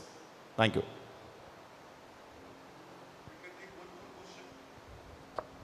We can take one more question. Yeah, introduce yourself. Myself, Anil Chaugule, PhD student from Defense and Strategic Study. My question is, in what ways can Patel's vision be applied to current challenges in national security? Thank you.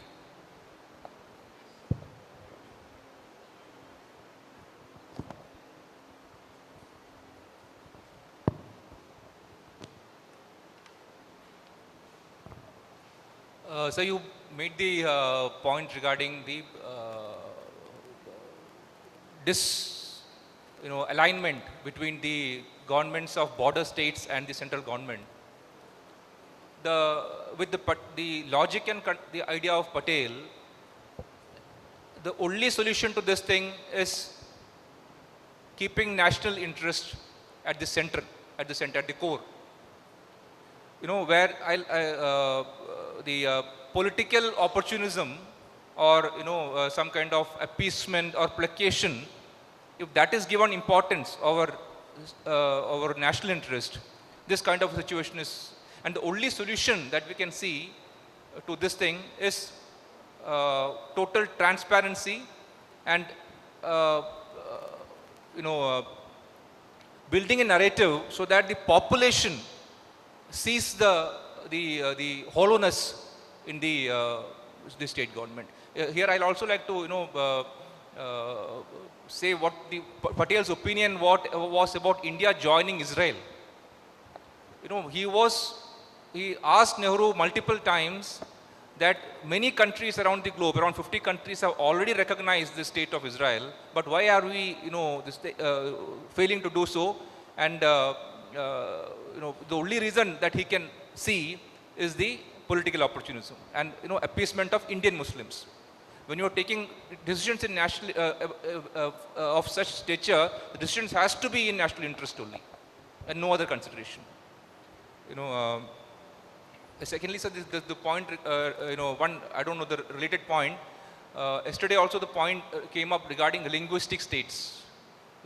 So generally it is not talked about that Patel and also Ambedkar were not in favor of the linguistic states, saying that it will, in the course of time, lead to regional aspirations and break that thread that keeps us as a nation. So this also needs to be looked at. Thank you. Thank you, Pratik. Very pertinent question you have raised. Let me share a few things about the particularly coastal areas. Before looking at the coastal area, what A.T. Mahan says, who control sea control the world.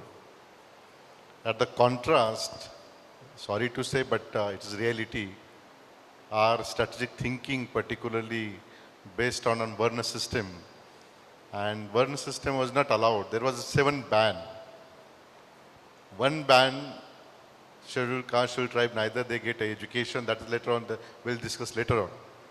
But what was the important point?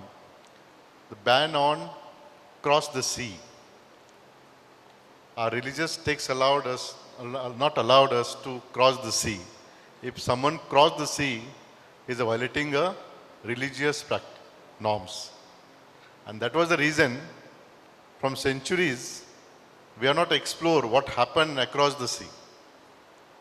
We were restrict ourselves in that area, and because of that practices, and there is no question at all to explore the maritime strategic resources by the princely states and not by the Sardar Vallabhbhai Patel. That's a very clarity.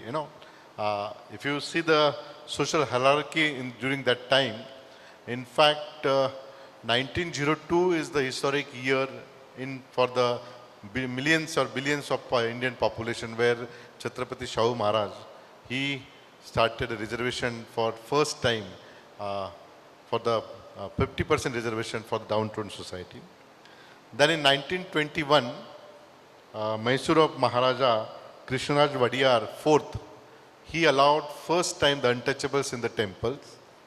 In 1936, Maharaja Thirumal allowed the untouchables in Hindu temple, and then other side, Baroda Maharaj Sayajira Gaikwad, he started the fellowships. So considering this chronology and considering the national interest and considering the nature of our princely states, I'm sorry to say it was dominated by the Jamindar, Rajas, and controlled by themselves. So there was no concept of at all as a national unity, national integration of the state itself.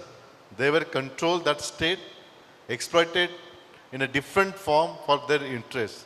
So this is very clear problem, and because of that, we recently, after 40, in fact, Pune itself, a lot of discussion when Bal Gangadhar Tilak, crossed the sea, he made it Shuddhikaran. So that was the history, and you should not neglect it that. So maritime security, we are talking now COD and other things, but this is a reality of Indian society, and this is a issue, number one. Number two, Colonel Sahab said that Article 142 has given a power to judicial system. In fact, there are a lot of discussion on that. Article 142 should be there or not there. If you read the Constitutional Assembly debates, how judicial system can be, overpower. The democratic concept, if you do not have a social democracy and you have only political democracy, then you can have a same kind of problem what we are facing today. So where Ambedkar and Nehruji as well as Sardar Patel, they were looking at political democracy as well as social democracy. But unfortunately, we got independence, we got a constitution, one vote, one value, single citizen system, but that is for political interest, not for social interest. Somehow we are managing, but we are not that much matured where we can really call this a social democracy. And in a judicial system, where take example of USA. Once judge appoint till the end, by the last ritual, he act as a judge. But here, in a constitution, there is a cross connection. Supreme Court judge appointed by president, and president take oath by Supreme Court of Justice when he takes the power. Then the president is without the consent of president, no one can declare war. So this is the very systematically approach founding fathers developed in the constitution, But yesterday I said, whatever constitution we have, if implementers are not that much matured, take example of the person in his room, the judge, in Delhi High Court judge, if I'm not wrong, when the fire took place, crores of rupees find out. Lastly, what he get it? He got a transfer from Delhi to Allahabad. But at the same time, the same judicial system maintaining peace and tranquility through different routes. When we never had a solution, political solution for Ram temple, then lastly we made a consensus and agreed about the Ram temple. So no one can criticize that decision. But when decision is not in our favor, we are criticizing to the judicial system. So this is a political issues, but so far in my observation, in a constitution there is a provision. If you are not agree, you can propose the impeachment. And if impeachment pass in 2 houses, then that Supreme Court judge can remove in a very simple way. So this is all kind of provisions made by the founding fathers, and they work in such that way, and that is contemporary relevance in today's.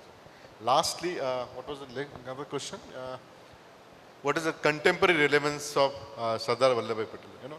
Why we are celebrating 150th year birth anniversary? Because founding fathers, they have the visions, and visualization is not for that period. It is for years to go, and that's why each application, the thoughts is application. Take example of reorganization of state. Reorganization of state was happened after the Fazal Ali Commission in 1955. But Ambedkar started what should be a state, if India get independence, which form we should have it the states. Because every 6 miles our caste, culture, language is changing, and it's a diverse population. So maintain unity and integrity, it should be a central government should be a powerful. And before Constitution came in power, Ambedkar gave a separate Constitution draft. That was the book published, State and Minorities. Now, what was Fazal Commission declared? One language, one state. What was the formula used by the formation of state? One language, one state. That was the formula used by the Fazal Ali Commission for the reorganization state. And second formula, northern side, it was a large number of population and large size of population. They made it states. And southern part, it is balkanized of the state. So from 1950 to 80s, hardly anyone can dare to say that any person who can become a prime minister from the southern part of India. Because the northern part of India, the last state created, Uttar Pradesh, Madhya Pradesh, Rajasthan, as well as the other state, and large number of member of parliament come from that side. So anyone who control all 4 states control the political power in Delhi.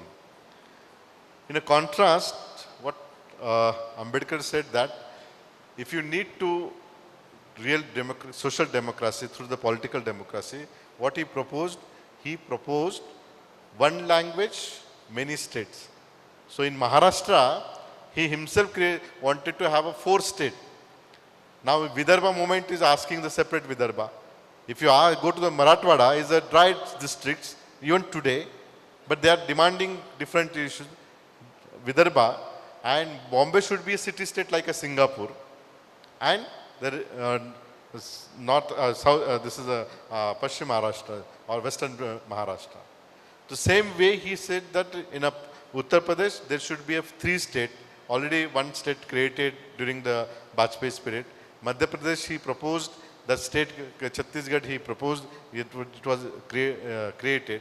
So what I'm saying here, all 4 found them, including Patelji, Nehru, all that time, they had a different visualization, different idea of nation building, and their relevance in all the life, in all aspect whether it's socio-economic, politics, everywhere it is applicable in a present form. And that's why I said Sardar Vallabhbhai's role, he said strong borders, and to strong borders mean need to military capability, need to powerful military intelligence system.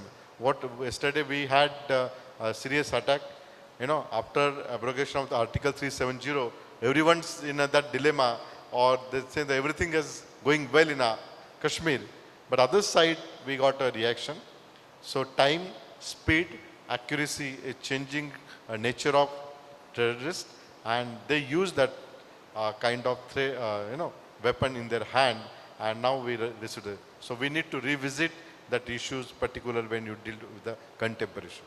So I hope thank you. Yes, Colonel Joshi. Yes.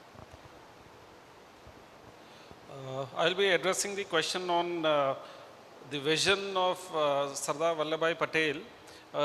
Did it prove to be correct as far as the IS and the IPS and particularly the IB is concerned? Have I got the question correct, sir? I think, sir, as I already stated in my talk, that the ICS, the Imperial Civil Services, was already existing. It was designed to serve the imperial government.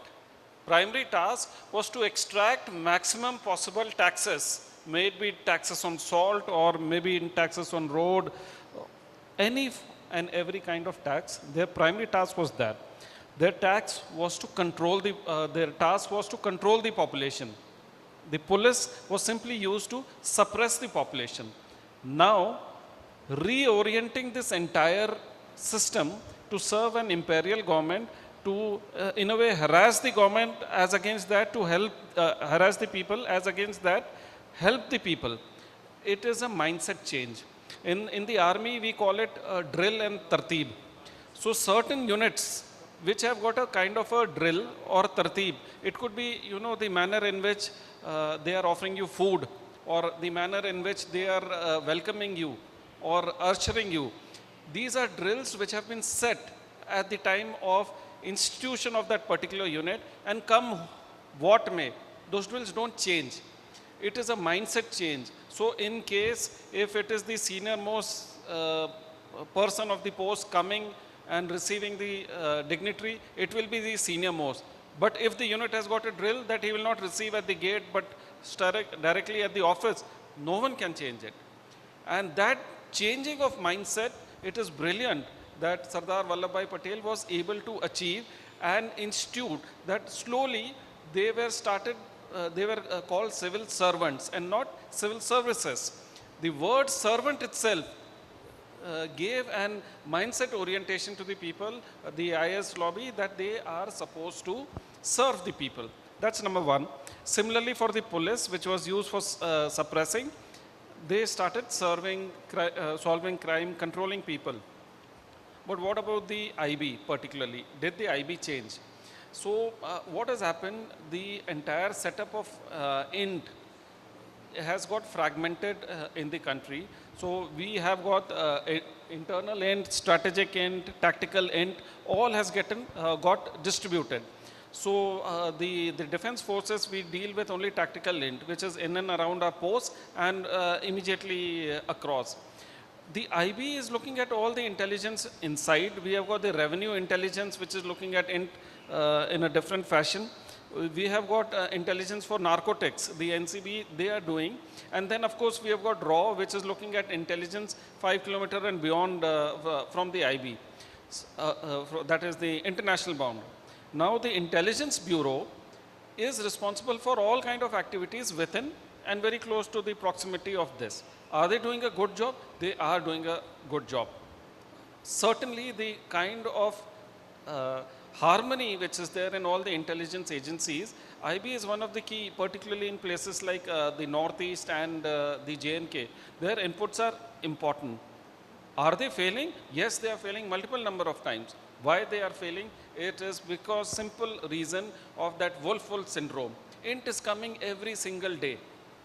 It is not true. It's not necessary that INT is true.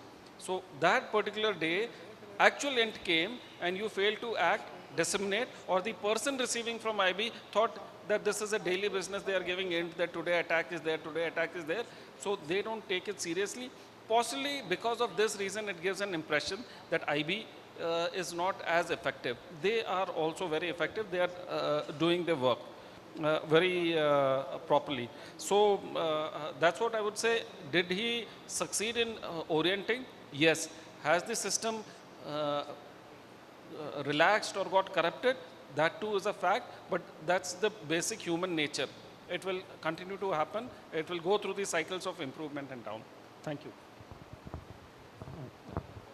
Thank you very much. I think the questions asked were very relevant. Only one thing I will tell you, that international security dimension has completely been changing. That dimension which you in fact see now, that was never anticipated during the decade of 40s. Once you start articulating the global threat perception, I think you will find every threat perception will be of a newer type of threat perception. And again, that is wide encompassing. It is not restricted to one or two. But at the same time, the horrendous attack which really happened on Hiroshima and Nagasaki, after that the use of nuclear weapon, that was comprehended by Sardar Patel ji and also Prime Minister Nehru. And they were the first one. Even India had not become independent. They became one of the greatest critique of that action. And they started talking about nuclear disarmament from day one. When India became independent, India started contributing, especially in terms of ideas, resolution, action plan, to see that how the world gets rid of nuclear weapon. And there I see some contribution of Pandit Nehru and Sardar Patel, because they were basically in the forefront in terms of becoming a greater critique of the competition which the US was having with the Soviet Union because of the bipolar nature of international system. So I think that time and now, the things have changed drastically in terms of understanding the international security dimension. So all of you would agree that we really have learned a number of things from this panel. And obviously each of the issues which were presented came up with a very important viewpoint. So please join me in thanking all the members of this panelist, and we'll conclude this session. Thank you. Thank you, Arvindji and Colonel Ashish and Colonel Naveen. In fact, I'm really thankful to you, both of you, because within a short span of time, you made a presentation. And as usual, Arvindji, thanks for chairing the session. Now we'll reassemble at 2:30, the break for lunch. So please join for lunch. Thank you very much.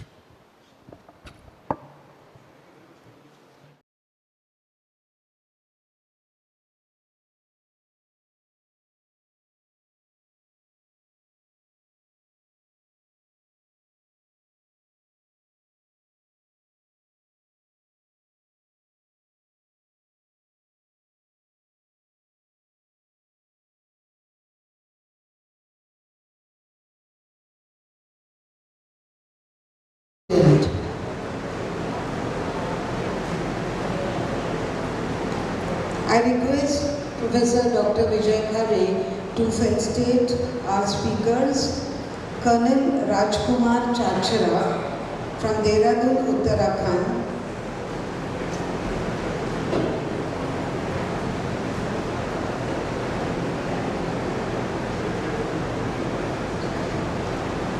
Colonel Abhishek Mishra from Lucknow, Uttar Pradesh,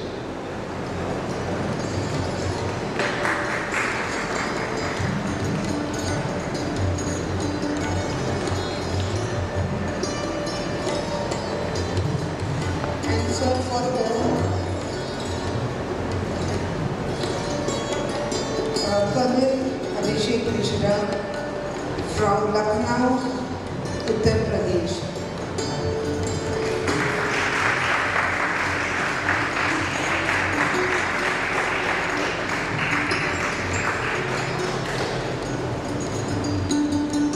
Thank you. Thank you, sir. Sir, for we'll felicitate him after the session. Yeah. Sani sir. Sardar sir is sharing this session. He is a former principal, MVP's Arts and Commerce College, Nasik, and former head and professor, Defense and Strategic Studies, Bosla Military School. Being felicitated by Professor Dr. Vijay. A student whom, sir, being felicitated later. Okay. Yeah.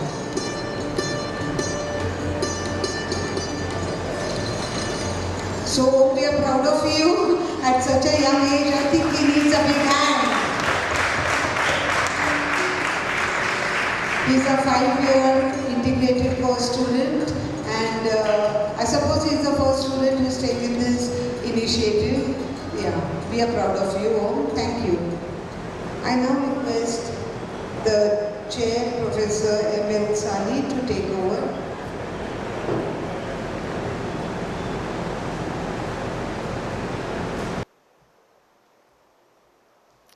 Hello. Hello, good afternoon everybody.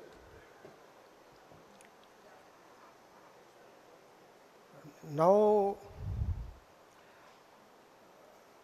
after enjoying lunch, again we'll have to start another session. And there are 3 speakers in this session. Introduction is already being over about these 3 speakers. Being a chairperson of the session, I would like to submit my preamble note. First, I would like to express my sincere thanks to Professor V.S. Khare, Head of Department of Defense and Strategic Studies, for giving me an opportunity to chair this session. All of us, since yesterday, we are listening and discussing what was the role of Sardar Vallabhbhai Patel in the process of unity and integrity of this country. And in addition to that, it's not only the unity and integrity of the country, but even in the process of nation building also, he had determinant role.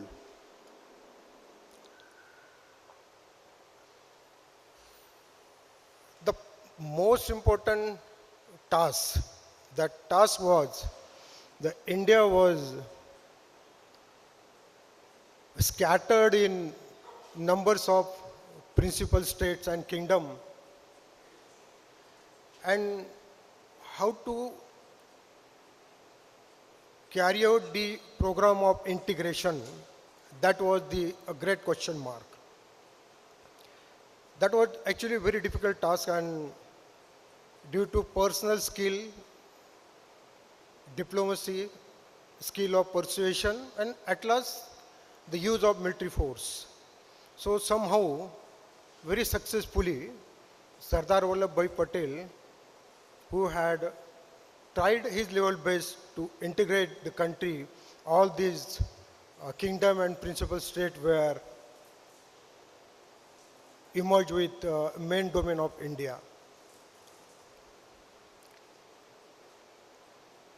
It's not only the integration of the kingdom and principal state. After that, how to look after the administration, how to maintain the law and order, how to maintain the internal security, and most important, how to cope up with the situation if any mishap, if any mishap or if any misthing happens. And from top to bottom, there should be certain link, certain channel, certain administration setup, and therefore Sardar Vallabhbhai Patel had introduced the network of administrative services, to whom it is being entitled as a steel frame. From top to bottom, these administrative services were being introduced. Though at the beginning there were certain conclusive problem or I would say in other words, the teething problem.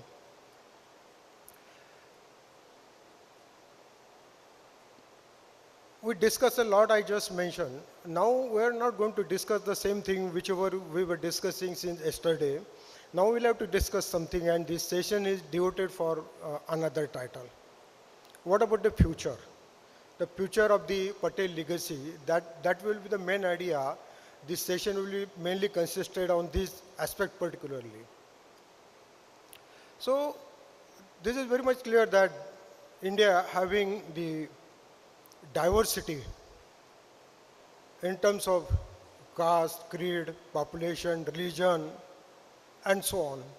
Despite having such a diversity, very successfully, the Sardar Vallabhbhai Patel had somehow integrated the country up to certain extent in that contemporary era. Though there were certain discrepancies were there, but facts remain that the role of Sardar Vallabhbhai Patel, it can't be neglected. We must acknowledge it. Because of this integration of all these kingdoms and principal state, now our identity as a nation very successfully we have been able to protect before the world.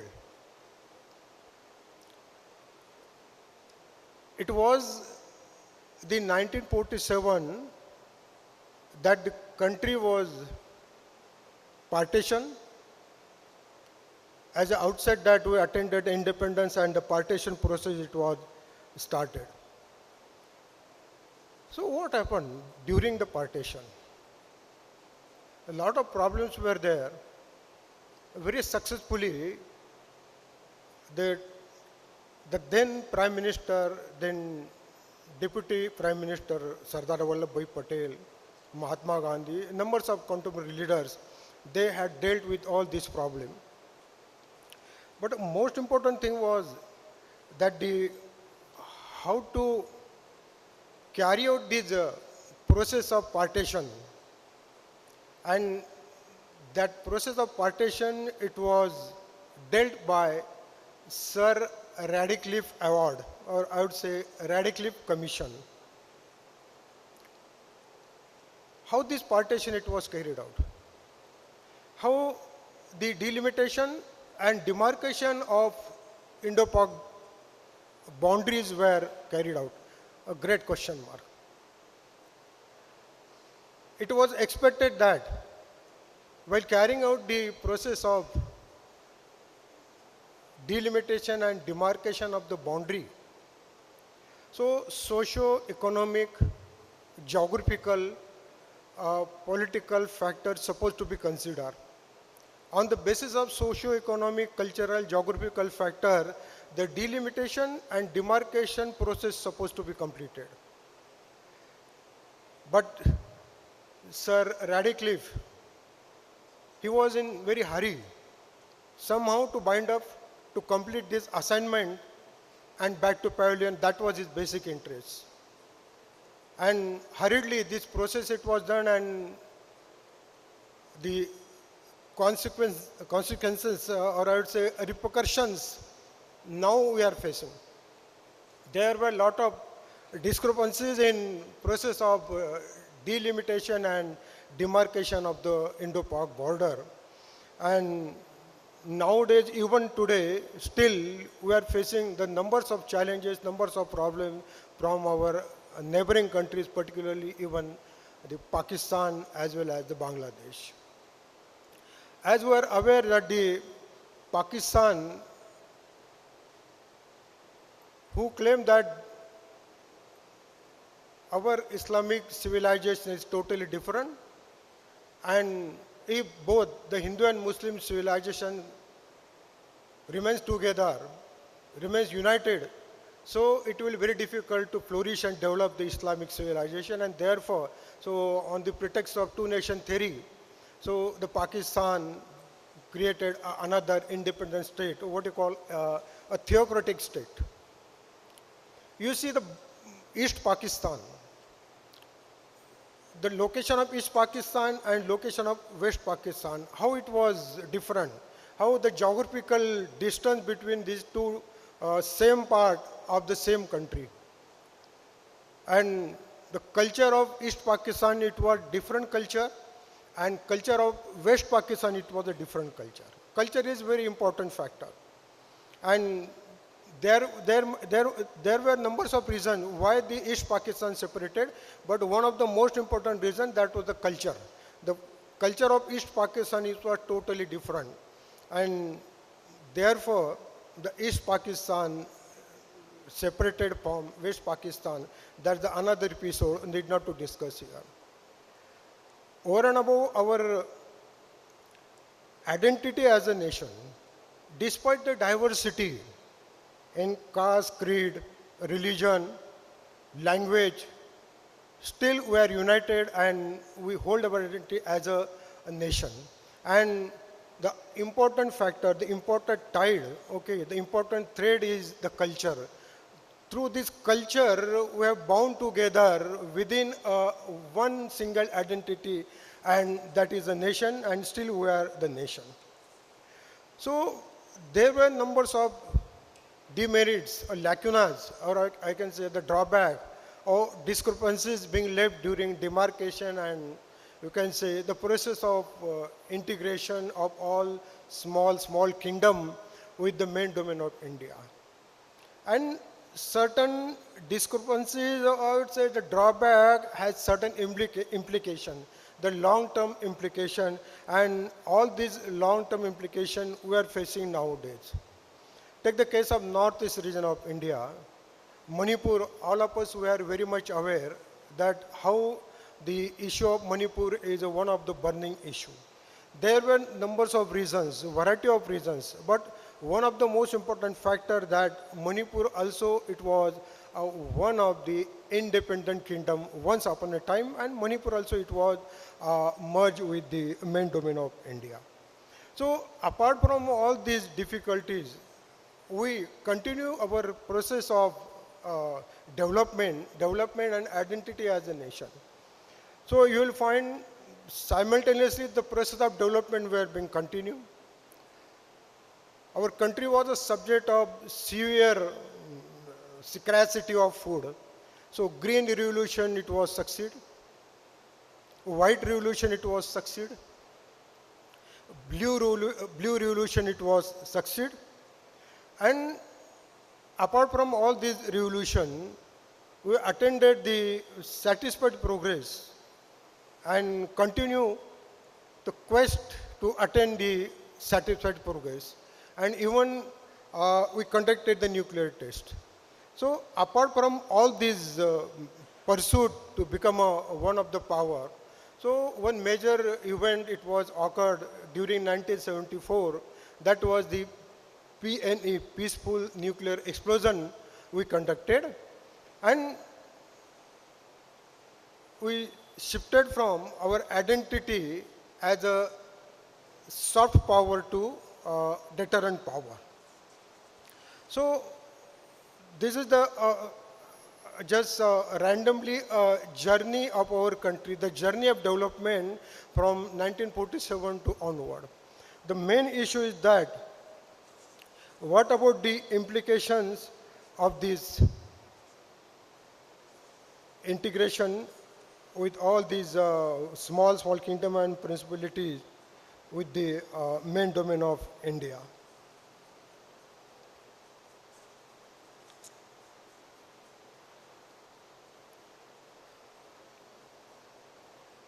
Role of political parties.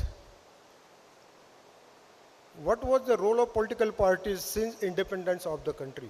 And you just try to compare that role of political parties since last 15-20 years. You will find tremendous change and no concrete role, no positive role being played by the opposition in this country. That is one of the great setback. Whichever the issue, as we are discussing about the national security and nationalism, so as far as concerned about the national security, whatever issue is relevant to national security, no expected role, no expected support being given by the political party. Just sake of example, take the case of foreign influx, illegal migrants from Bangladesh, Nepal, Bhutan. Okay, so role of political power regarding these foreign influx, you will find very disappointed. They are just bothered about to think about their vote bank. They are not bothered about the national interest or the national security. This is one of the examples.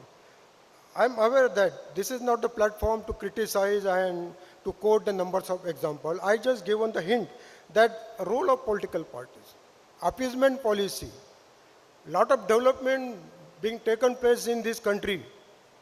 The judgment of court also is being challenged. I need not to discuss the Shahbano affair, all of us we are aware about it. So what is going on in this country is a question mark. And therefore, let us stick up with these, the policies and legacies of the Sardar Vallabhbhai Patel, that how our country will remain unite and how the unity and integrity of India will continue, will maintain, and our identity as a nation will continue. So this is just a preamble note, a short note regarding this session. Now, in this session, there will be 3 speakers, and I'll request the first speaker, Colonel Rajkumar Chachra. So please present your paper. Thank you very much.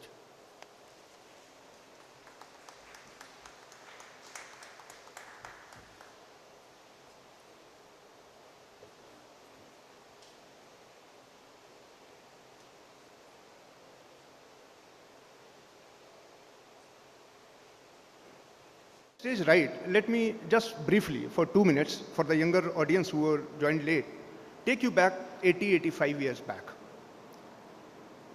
What was the situation that time? And just put yourself in the position of being a young administrative officer that time in country.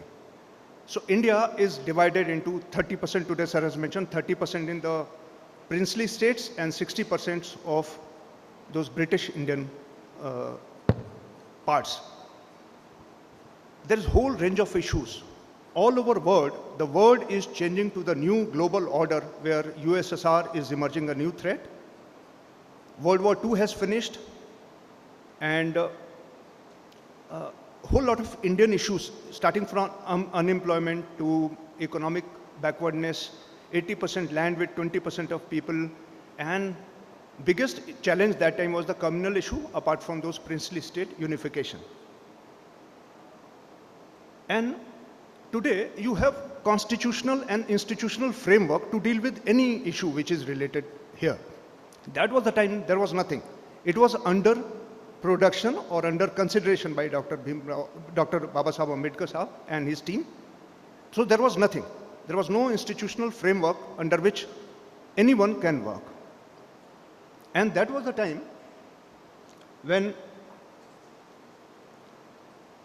and country was oscillating between the Jawaharlal Nehru's kind of politics, which was no offense, but it was idealistic, and a real politic of Sardar Patel type of politics. And that was the time when Gandhiji suggested that to deal with this mess, let me call Sardar Patel. Now, go back to Sardar Patel. Why Sardar Patel? मैं थोड़ी time के लिए आपको Kheda district लेके जाता हूं, जो कि गुजरात का एक छोटा सा डिस्ट्रिक्ट था, वेरी रिमोट, फ्रॉम वेयर जब आप इस एक कदावर लीडर को देखते हैं whose status is much higher than the Statue of Unity, once you realize, जब आप उनको देखते हैं जब खेतों में किसानों के साथ बैठा हुआ है, तो he is like a किसान. Once he is dealing with the British officer, he is a barrister. His communication skills are way beyond, and it's outstanding. The clarity of his vision, his thought, I'm yet to find a leader who's parallel in the history, correct me sir if I'm wrong, who was so clear in his vision, and that's why probably the Gandhiji chose him. And again, look at his personal characteristics. There was nothing who could which no event can disturb him. We saw yesterday how he dealt with the sad news of demise of his wife once he was dealing in the court. We also saw how 15, that time, Congress assembly or Congress committees, 12 of 15 selected him as a leader, and he was short to become first Prime Minister of India. And Mahatma Gandhi said, no, you step down, let Jawaharlal Nehru take over. And he very politely, he accepted that. So he was the leader, truly, if I can relate him today, the Chanakya of modern day India. And Chanakya, with selfless leadership, he's the only example, probably, I may be incorrect in case I'm missing someone, he's the one. So why this man is so important today? After even 80 years, we are studying him, and we are finding some relevance in today's chapter. Why his legacy matters today? His legacy matters because he is the one who offers a unique combination. Just 3 to 4 points. One is the country first. Your 99% problems today will get resolved if you have this is the guiding principle of Sardar Patel, country first. Everything falls in place. Second, what a true diplomat he is, truly going back to the history, Sam, Dam, Dand, Bhed, Maya, Chal, everything. History books are full of examples how he used all to unite those princely states. Also, what Sir has shown, one very important line, Khare Sir, national interest over idealism. He is the one who challenged idealism. He said, no, let be grounded. There is no place for idealism in that era. That time, once we have discussed, seen the range of the troubles which country was facing.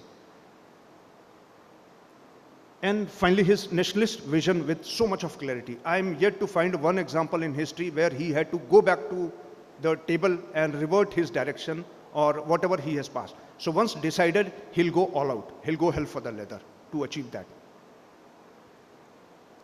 Now, if I have to summarize his core vision into just 5 parts, which is relevant today, how we are going to translate, set the stage for this discussion.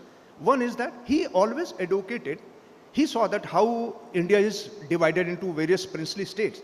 He thought that a center, a very, very strong center should be the focal point with a reasonable amount of autonomy to the states. And that is the launch pad or the core bottom line for the entire our democratic fabric today. That we have already seen the Patel's bureaucratic vision once he reformed the IAS. We'll see what he did. Governance with a spine. What Basu sir, sir, if I may answer this question of Lakshadweep, you asked one question, sir, during discussion, that how Sardar Patel vision helped us in securing our sea lines of communication. I'll cite just one quick example for the audience. Lakshadweep is 220 kilometers west of our Kerala coast, and there are 35-36 islands, group of islands, starting from north to south, and in between the Lakshadweep islands, around Minikoy, which is the capital, sea routes of communication akin to our national highway is, we call it Channel 9. Channel 9 passes through in between, sir, which holds strategic lines of communication for entire Pakistan from this side. Also, if you remember last year, once our Honorable Prime Minister visited Lakshadweep, Maldives was very, very uncomfortable, just because there is also a Channel 8 which moves in between the Lakshadweep and the Maldives. And these two, Channel 8 and Channel 9, holds key to the entire sea of lines of communication in this area. Just imagine, he realized once the princely states were getting united, he got the input that Pakistani army and Pakistani navy, they are planning to capture Lakshadweep Islands. And he immediately, without consulting anyone, ordered Indian Navy to go mobilize, capture. And that time, Pakistan had very obvious claim on Lakshadweep Islands because 99% of the population were Muslim population. And given the scenario, it was bound to go back to Pakistan. But timely action with the spine, upright posturing, timing by Sardar Patel enabled, we captured Lakshadweep Islands. And by the time Pakistani reached there, Indian flag was already hosting there. And that's how we managed that. The country first, and lastly, sir, even last year, I remember Honorable Jaishankar, Dr. Jaishankar, our Minister for Foreign Affairs, he's giving statement officially that our core vision for entire foreign policy is guided by the Patel's vision. We'll see how. And if you recollect, this term has again resurfaced, Chindia first. In Pandit Jawaharlal Nehru's time, once he raised this China first and India second, today it has been questioned and has been reverted as India first policy. So, can we reimagine Patel's contribution in today's world? We are going to deal strictly with foreign affairs, those pillars of democracy, and also the internal security. I'm going to deal mainly for the internal security and foreign affairs, how he contributed. We have discussed enough, this is a debatable issue of how much the center should control, how much the state should control. However, if you look at the thought process of Sardar Patel that time, he always wanted that those core issues like defense, security, foreign affairs, finances should be dealt by the center, and welfare related measures should be dealt by the states like housing projects, road infrastructure, etc. But we realized, if you recollect 26/11 when Mumbai was attacked, that was the time there is a gray area. Till that time, the terrorism part was not clearly defined, and there was a overmatching or overlapping responsibility between state and center. And that's what did that center will blame state, state will blame center, and likewise all other 200 plus intelligence agencies in India, they will blame each other. So somebody has given a thought and realized this is the place where the scope exists, and I'll request the academicians to go into the further research part, that how much is too much, and I leave it on that. But remember what he said, that we'll not have a united India if you don't have a strong center. We require strong center, especially for the policies related to security matters.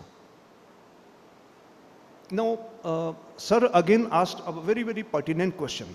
Everyone is aware that Sardar Patel is the founding father of the administrative services. What has happened? What has changed? I remember one of the incident when it was probably Sardar Patel's first interaction with a civil bureaucrat in Ahmedabad. And that was the time he realized that India cannot function without a strong, apolitical bureaucratic setup. And probably that is the time when he decided what does he want. And that got translated. I remember once he was addressing the first set of bureaucrats in 1947, he gave a quote. And sir, that can answer that question, what has changed? What has changed from the erstwhile civil administrative setup? He said that, remember, gentlemen, your predecessors were rulers. You are going to be the servants. And servant of not any leader, not any political party, not any government, but you are going to be servants of the common people of India. That, ladies and gentlemen, if you recollect today, what a beautiful line and what a beautiful thought process Sardar Patel must have had that time, that changed the mindset, psyche of it given a people-oriented mindset of the bureaucracy.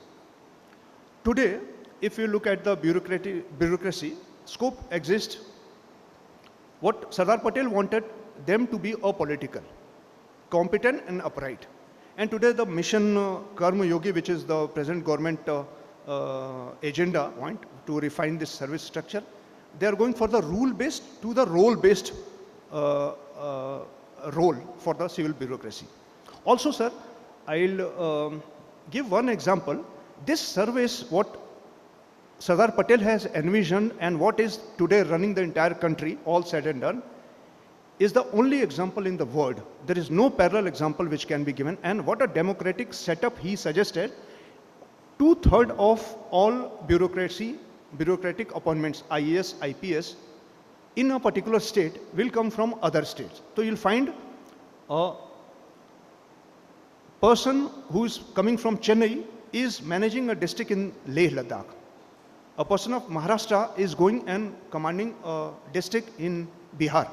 So that kind of setup and that kind of democratic coordination, federation he expected.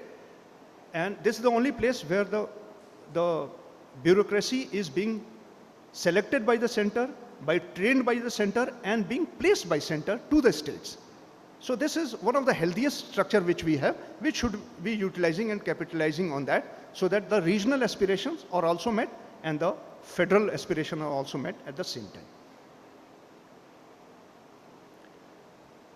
With respect to his thought process, government or governance with a spine, we have seen how government has taken the firm stand with respect to 370, the Balakot and various surgical strike, and I'm 100% sure the way we have seen the government today or yesterday, there is something more to offer.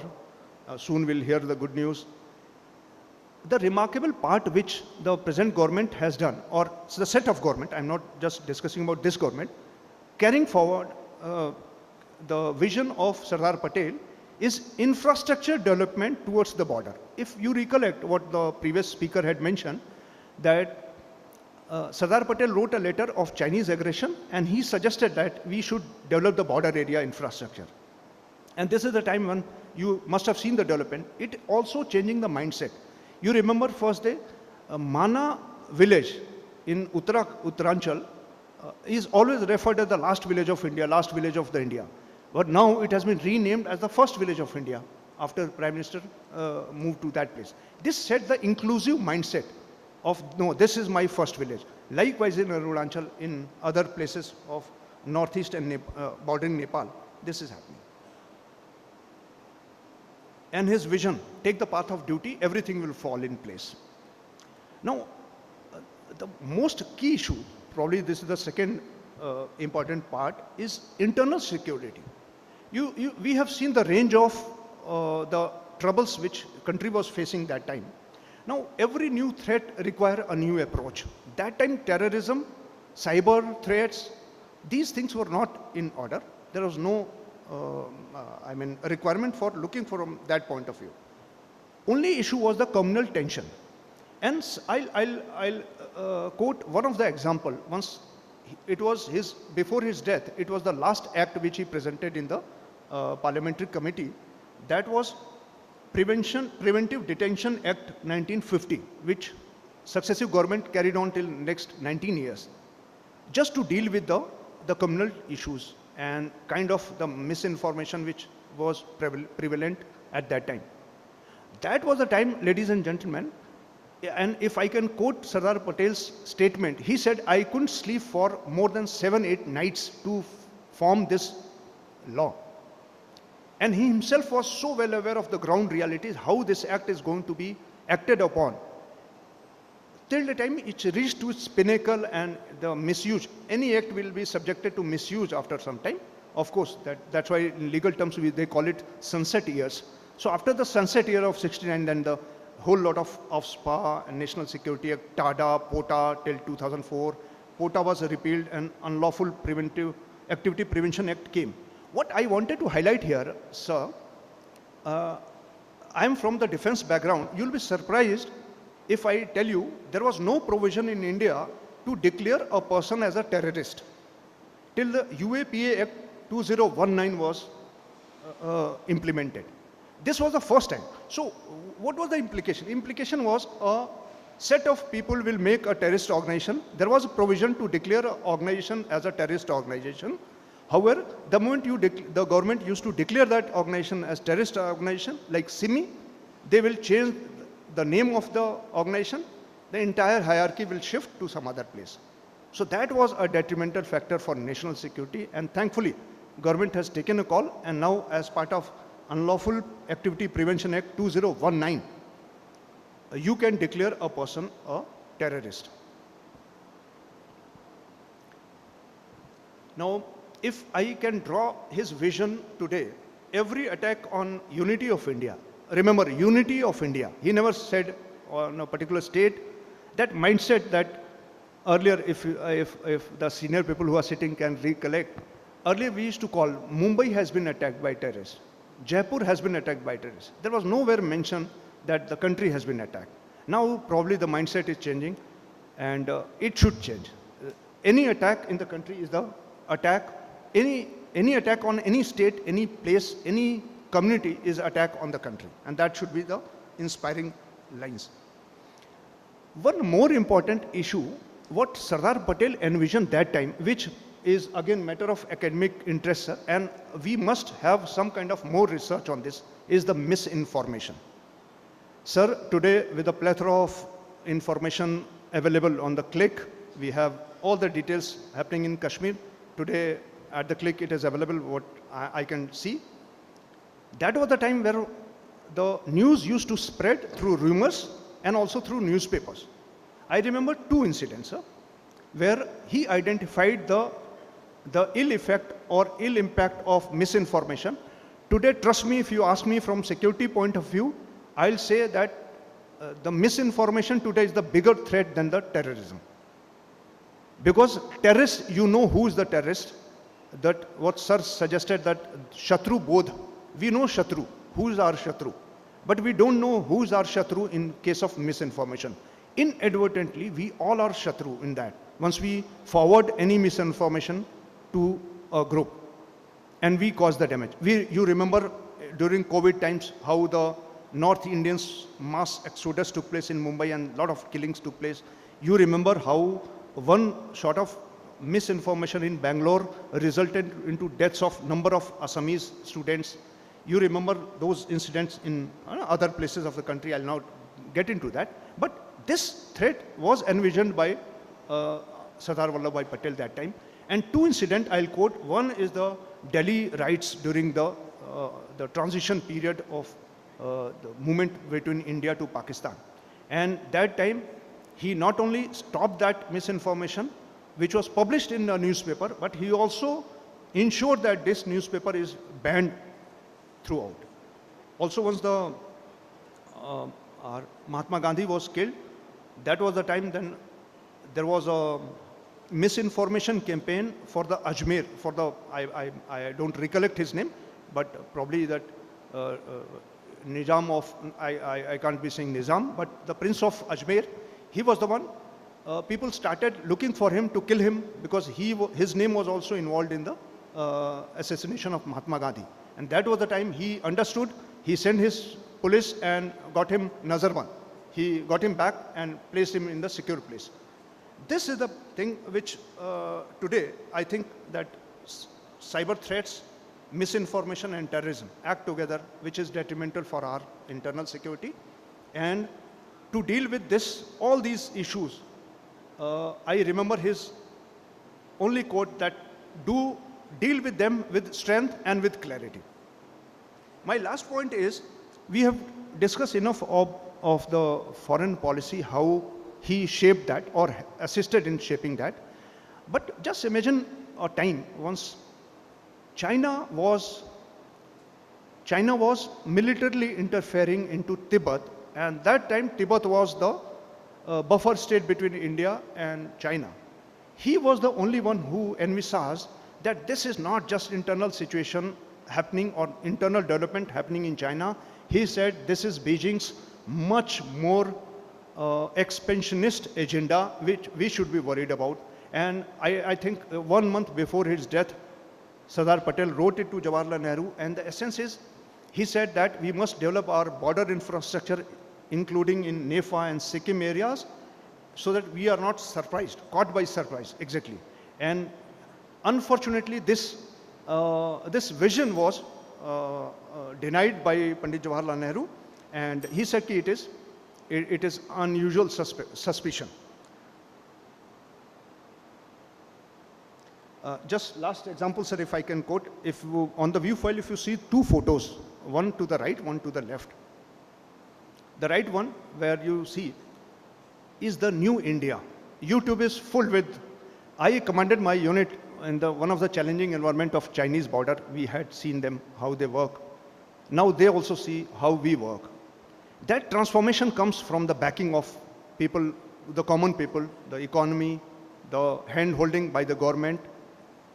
And today, let me assure you, in my younger service like you, we used to go on patrol. We used to carry a red flag, sir, which was very, very cautious and defensive mindset, which used to narrate that this is our land, I'll not fire, you don't fire.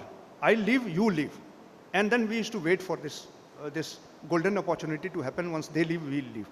Today, nothing, no sort of flag is being carried. We are there, and if we are there, it is our land, and nobody can touch that land. Trust me. And that is the power of our foreign policy today, and that is the hand-holding, that is the backup which we have got today. And that is the vision of Sardar Patel. And trust me, this is the only place where his true vision is we can see it is happening. Sir, thank you so much. In short span of 15-20 minutes, I whatever I had to cover. And lastly, all of us, we can make difference after remembering him. So after 80 years of his demise, if we have to build a nation, there's no caste, there's no place, there's no area. We are all Indians first, and we should all remain Indians. Thank you so much, ladies and gentlemen. It was a pleasure.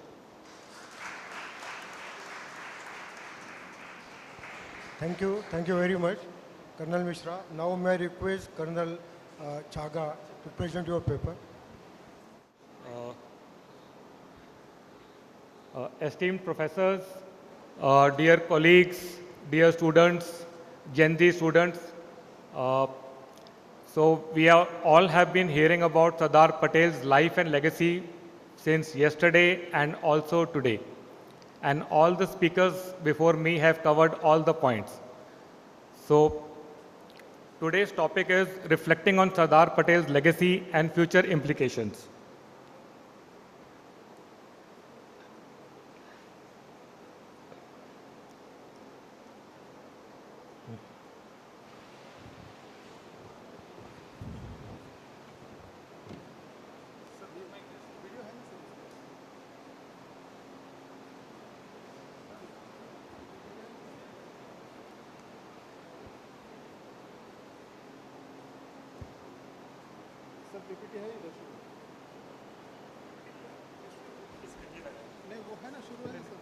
It is not going.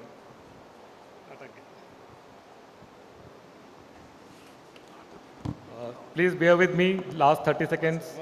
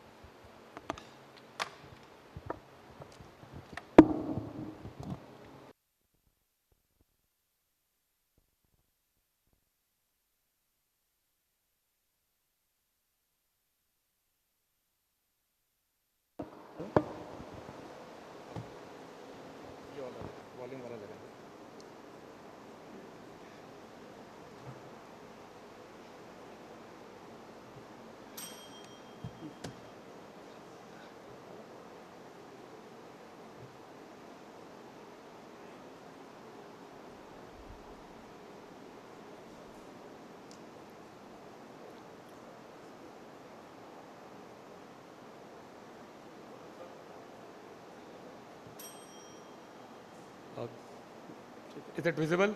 Thank you.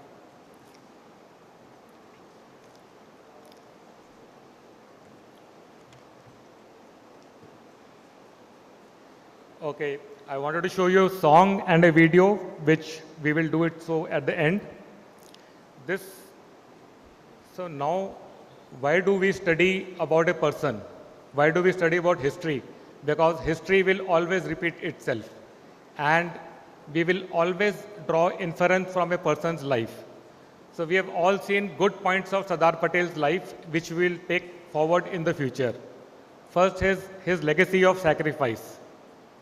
He sacrificed his position, he sacrificed going abroad for studies for his brother, his commitment to work. In spite of death of his wife, he continued arguing a case so that he could win that case.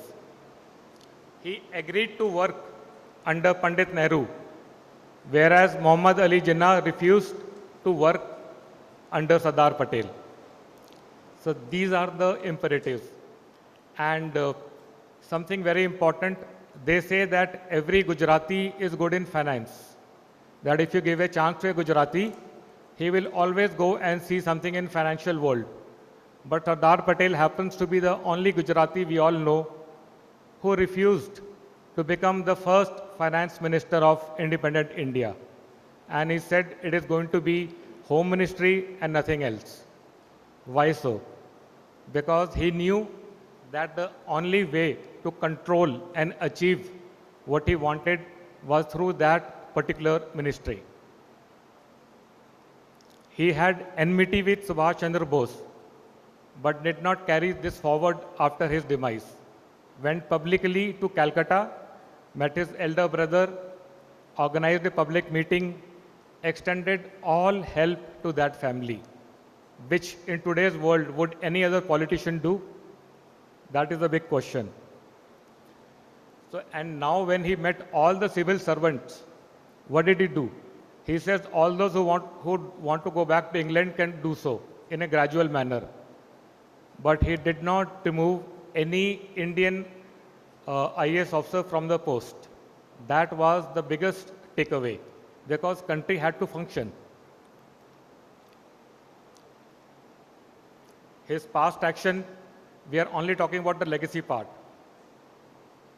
When there was plague in Gujarat, he went to Gujarat and started working in a plague-hit area. How many politicians you know of today who would ever do so? In fact, how many of us would ever think about doing so? Then there was the no tax campaign and Bardolai movement, which got him the title of Sardar, because he was able to root himself with the masses. Okay, we all have heard about the unification process. The best part was in Odisha. There were 13 principalities in Odisha. He went to Odisha, 12 of them agreed to merge. One stood out. He quietly went to that prince and said, how about becoming chief minister of Odisha after say about 8 to 9 months? That shows his vision, and that is what he was able to achieve in a very short span of time. He was personal friendship with Lord Mountbatten. If you can be friends with your enemy, then there can be no one better than you. अगर आपका दुश्मन या आपका दोस्त बन जाए, तो उससे अच्छी बात क्या हो सकती है? Gandhiji died in the morning. There was a lot of pressure on him that as a home minister you failed, that he was assassinated. But while all this was going on, he received news that in Alwar, there is a mob which is chanting that the murder of Gandhiji, the hand of Prince of Alwar is there. What did he do? Did he go into mourning period, isolated himself, or behaved like a normal politician? He dispatched his trusted people to Alwar, advised the prince to come to Delhi, got him Nazarband in Delhi, ensured that he signed within 1 week the instrument of accession, and thereafter went to Alwar, addressed a rally, and got that state into part of India. All this in that same week when Gandhiji had died. Now that is commitment, and that is what we should learn. During those times, friendship with rich people was frowned upon, and he was the only politician from Congress who would openly say that Birla is my friend. Birla, the top industrialist, and he would go for morning's walk with Birla. He would not disassociate himself with Birlas. Why so? Because he was not worried. Commitment to friendship, commitment to a cause, openness, honesty were his hallmark. There was a strike in Okara in Pakistan in one of the mills. He went all the way to that place, studied the situation, and broke that strike. Nowadays, no politician does that. They all want votes. He was not concerned about votes. What is right and what is wrong is wrong. He broke a strike which was which is a major thing. And he was a man, a very stubborn man, one can say. He filed a civil suit against Subhash Chandra Bose. And he said that all the properties and all the assets which my brother has gifted to you, please return it back. So in India, the two topmost politicians or backbone of the movement for independence were having a go at each other in the courts of law. Gandhiji tried his best, but they were both very stubborn. And then the law sided with Sardar Patel, and Subhash Chandra Bose had to give everything back to him. He did not shy away from doing this. After the death of Gandhiji, he banned RSS for 6 months, a very bold step. And he also advocated dismantling of the license Raj. In spite of the fact that he was friendlier, he had great friendship with Birlas. Birlas benefited from license Raj, but he was the one advocating removing it. So these are the personality traits, his legacy for us. And what does this legacy take forward in the future? That we have more intolerance in society, that we have to be more together now, more than ever. We have to have modernization of police force, communal harmony, and above all, there has to be a concept of nation state. We have to stop saying that we are from this state, region, caste or creed, and we all have to state that we are Indians. In fact, in this, the armed forces have taken a march over other people. You go to any armed forces personnel and says, कि आपका domicile कहाँ का है? We don't have an answer to this. In fact, half of my friends I know would end up saying Jammu Kashmir, because they have served 10 years, 12 years in that location, and other half would say Manipur or Nagaland or Northeast. So that is the truth about this.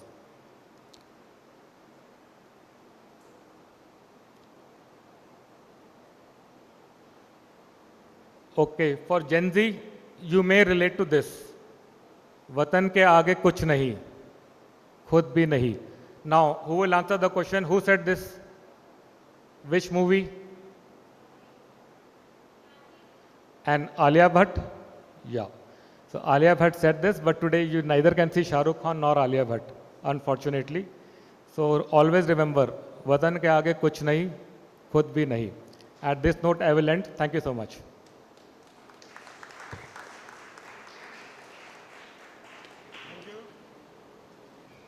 Thank you.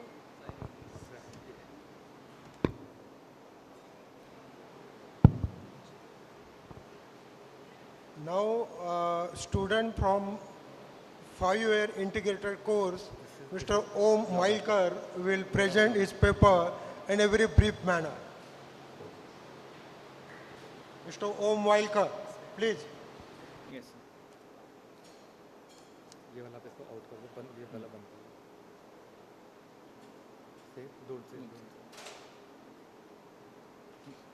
This is yours? No, sir. I'll take.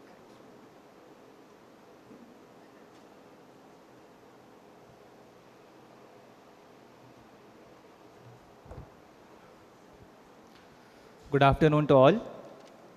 Respected dignitaries on and off the dais, respected chair, respected HOD sir, I thank you for this opportunity to present on Sardar Patel's contribution to national security and nationalism. Sardar Patel's legacy is a very vast canopy. I'll try to focus on specific points that pertains to national security and geopolitics. He emphasized on unity, vigilance, and resilience. And this vision percolates into contemporary times too. At the outset, I have tried to divide this into two aspects, that is external security challenges and internal security.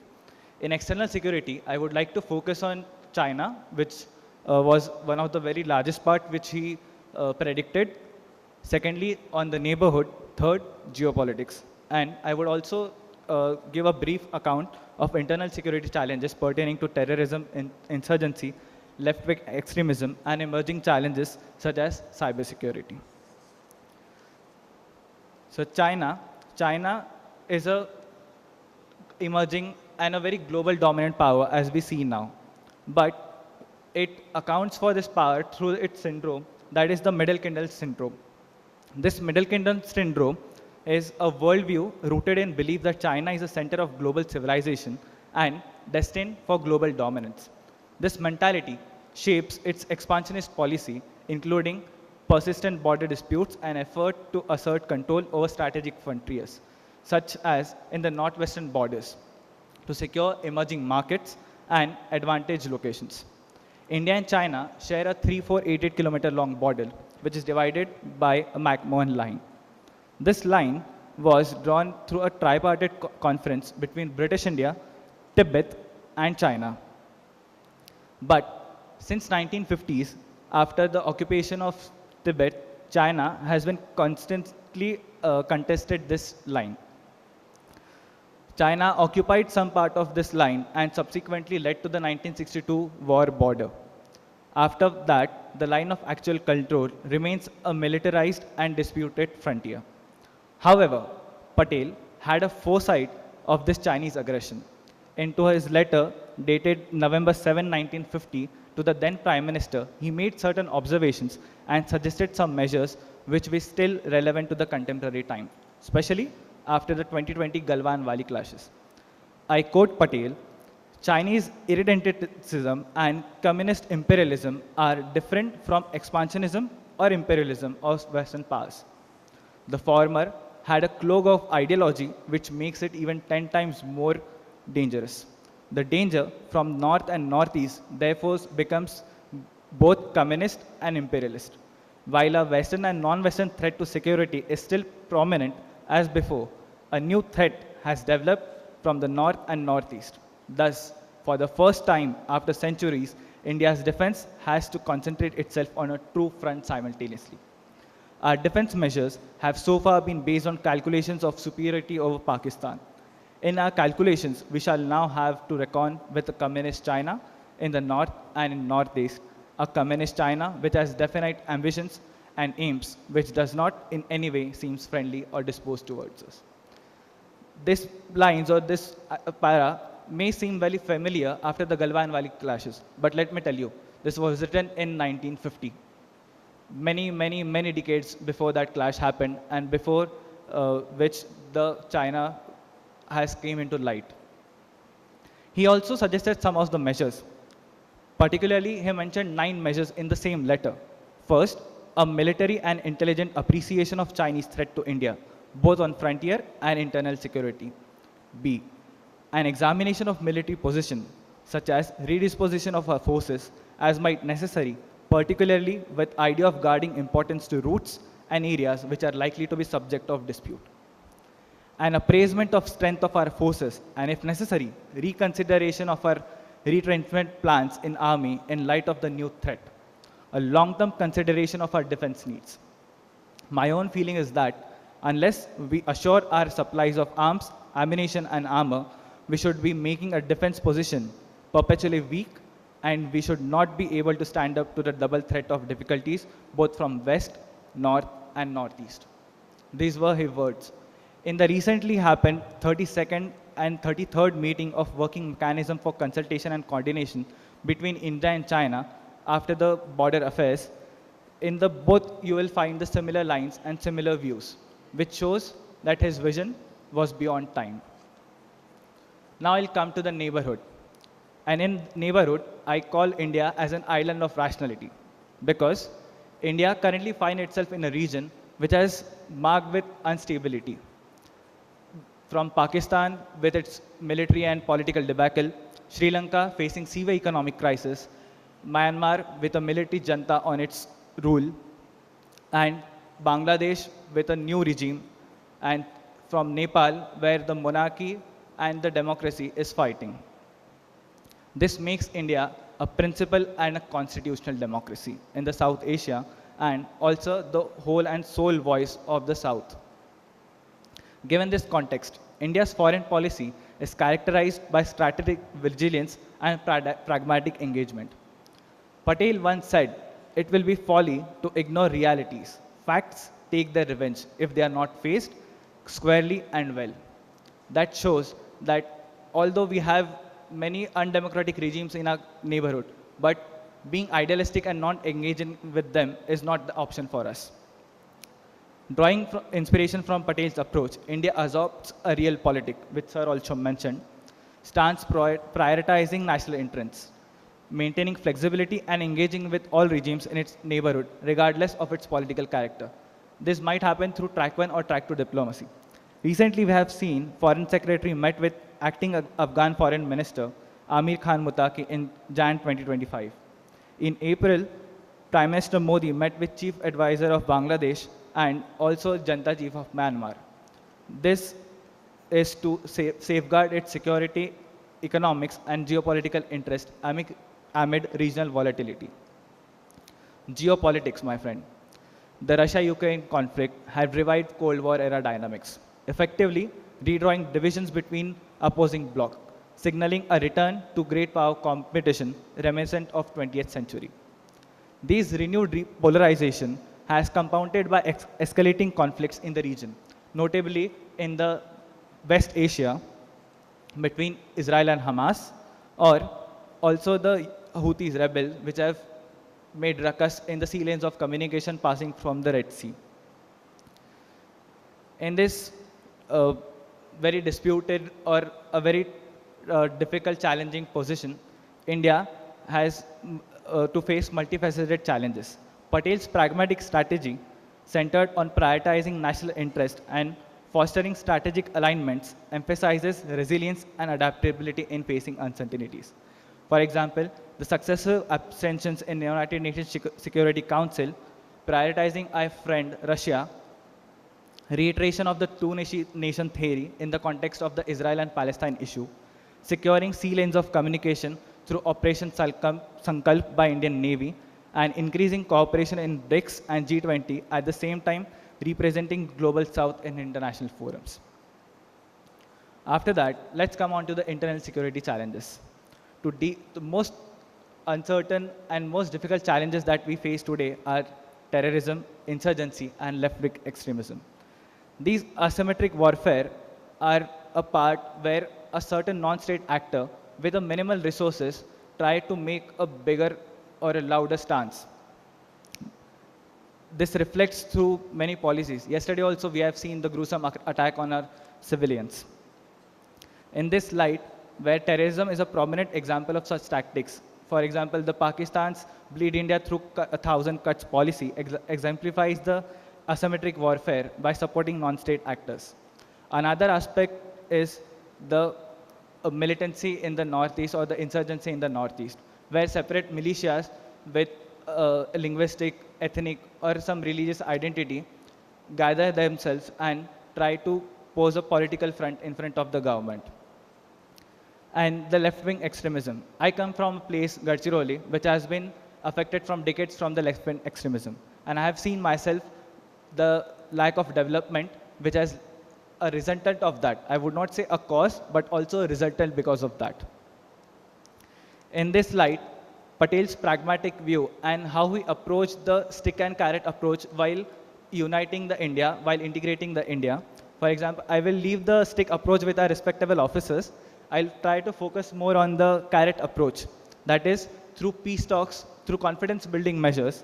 For example, the peace agreements with ULFA in 2023, 4th September 2024, agreements with National Liberation Front of Tripura and All Tripura Tiger Force.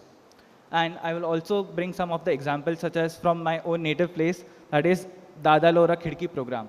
This is an initiative by the police through which there is a single window platform through which all the necessary amenities are provided to the people of tribal areas and showing them that government is there for them so that they are not influenced by the extremists, left-wing extremists, those try to impose their ideology on them and pose an internal security challenge.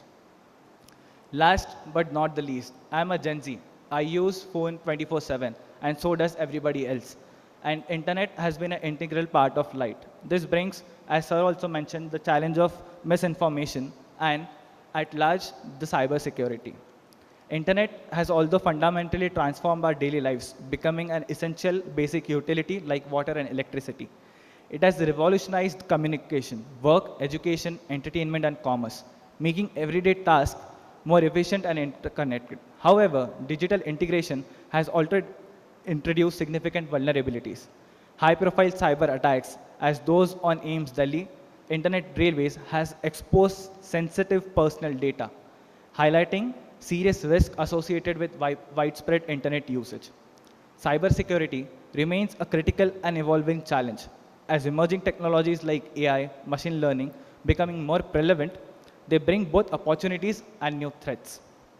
Addressing this risk requires a proactive, vigilant, robust framework and close collaboration between the government and the technological sector with taking in confidence all of the stakeholders to ensure that legal and ethical standards keep pace with technological advancement. At this stance, Patel's approach of administrative efficiency and taking all stakeholders in confidence can be a way to navigate into uncharted territory such as cybersecurity. I would conclude, last but not the least, Patel's legacy that emphasizes on unity, vigilance, resilience, and his nationalism still navigates India to address its security challenges, and that reflects the statement's foresight and timeless, immortal vision. Thank you. Thank you. Thank you. Now, House is open for question answer session. If you have any question, any observation, any comment in relevance to this session, you are most welcome.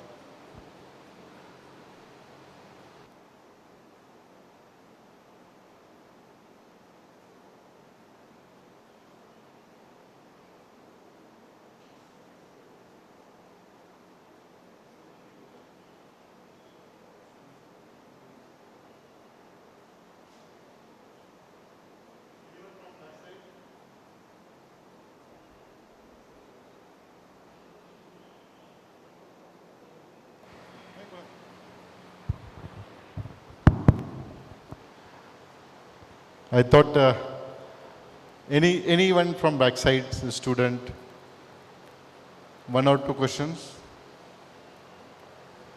No? Shall I stop? Yeah. Thank you, Chair. It was an excellent presentation by three speakers, particularly Om is emerging buddy now in the field of strategic studies. I welcome and thanks on behalf of department. As usual, Colonel Abhishek and Colonel Rajkumar, they participate in this very important session, and special thanks to Professor M.L. Sai, who taken time to chair this session. Now we are entering in the last session. This is a valedictory session. We'll have a 5-minute breaks. I would request all backbenchers come forward. We will have just 10-15 minutes valedictory function. Once Pro Vice Chancellor and a member of Management Council come, we will start a valedictory function. Thank you very much.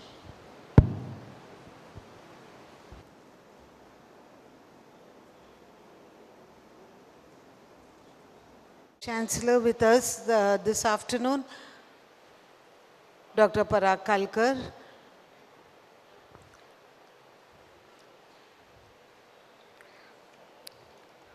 We'll begin with the valedictory session. And like I said, we are honored this afternoon to have with us Honorable Pro Vice Chancellor of Savitribai Phule Pune University, Dr. Parag Kalkar. And we have the dignitaries who have been with us since yesterday on the dais. I request Dr. Parag Kalkar, Pro Vice Chancellor, Savitribai Phule Pune University, to address the valedictory session. Okay. Let's welcome them first. Okay. Bouquet.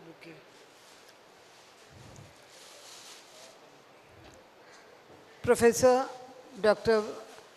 Vijay Khare, felicitating the Honorable Pro Vice Chancellor, Savitribai Phule Pune University, Dr. Parag Kalkar.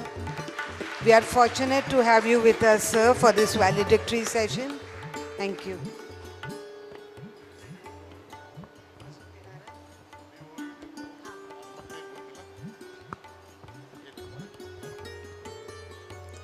Khare sir will give the overview of the two-day seminar. Professor Parag Kalkar, Pro Vice Chancellor of Savitribai Phule Pune University. Very soon, Governor nominated Management Council member, Professor Ravindra Shingnapurkar, is going to join with us. Respected colleague, Professor Arvind Kumar, Professor D.K. Verma, Professor Mohanan Pillai, Dr. Pratik, and my dear friends. This is the best part of the seminar to summarize the 2 days activities. In fact, valedictory function is very important to take at a glance what we did it and to make it final remarks. I am very happy that Honorable Pro Vice Chancellor sir is with us. In fact, yesterday Honorable Vice Chancellor and Pro Vice Chancellor were supposed to be here, but in Mumbai there was an urgent meeting, so they were not able to come. So today morning, Vice Chancellor come for a couple of minutes, and my friend Pro Vice Chancellor Professor Parag Kalkar is with us. Sir, on behalf of Department of Defense and Strategic Studies, on behalf of Strategic Culture and Security Foundation, we have had a 2 days very important seminar, which is first time in a university, which was focused on Sardar Vallabhbhai Patel's contribution to national security and nationalism. For this seminar, we received a grant from Indian Council of Social Science Research, and the department is contributing that. And we had a different session. First session focuses on unification of princely state, strategy and impact of national security. That session was chaired by Professor Mohanan Pillai, is a former Dean, School of Law, and former Head, Department of Politics and International Studies, Pondicherry. The main speaker for the session was Professor Arvind Kumar and Professor Shishadri Chari. In inaugural session, Professor Dilip Moite, who gave a keynote address. Professor Dilip Moite is a renowned scholar. He was also the former head and former dean, Faculty of Arts, MS, University of Baroda. Then third session focuses on law enforcement and internal security. The session chaired by Professor Dilip Moite, and the main speakers were Professor Mohanan Pillai. Professor D.K. Verma is with us. Professor D.K. Verma is Director and Dean, School of Social Sciences, Dr. Babasaheb Ambedkar University, Social Science, Mahu. Professor Pratik Chattopadhyay, Dr. Colonel Gulshan Mongia, and Colonel Sudhir Khadka, they were the main speaker, and they had a very, took a different aspect of Sardar Vallabhbhai Patel in the context of law enforcement and internal security. Then today we started with the first session on Patel legacy and lessons for modern security and foreign policy, chaired by Professor Arvind Kumar. The main speaker, myself, Colonel Ashish Joshi and Naveen Prabhu. Again, we interacted with different issues, particularly on the modern security and foreign policy, and how Sardar Patel's thoughts is contemporary relevance in the context of national security as well as in foreign policy. Just before you entered, we had a fourth session which was focused on reflecting on Patel's legacy and future implication. This session chaired by Professor M.L. Sali, Colonel Rajkumar and Colonel Abhishek Mishra. They were this main speaker, and one buddy speaker from the department who was just appearing at the 5-year integrated course. And my other student also contributed in other way. They have not submitted the paper, but very soon they are going to submit the papers. For this seminar, let me thanks to all my faculty, staff, RSP, students. Just last week we had 2 days national seminar, we call it a strategic dialogue on rise of China and implication of the world and implication on the world. Again, that was a strategic dialogue conducted by this department, and later on within 1 week we had this is a second national seminar. And for this seminar, my team particularly Bharti Kokil, Naneshwar Gaikwad, Vijay Mohod, Sagar Gaikwad, and entire team of International Center Defense Studies around the clock, particularly Ravi Thorat. They worked hard. I would request as a token of gratitude, I request the Pro Vice Chancellor to felicitate behind the curtain, all the time Bharti Madam is here. So I request Pro Vice Chancellor to felicitate to her with the bouquet. And all team members come forward. Give a round of applause for them.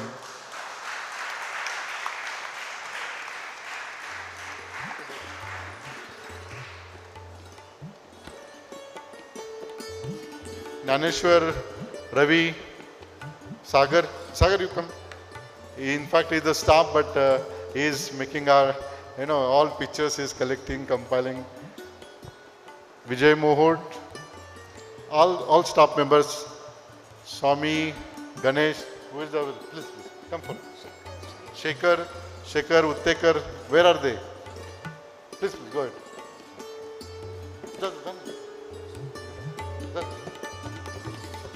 Ganesh today.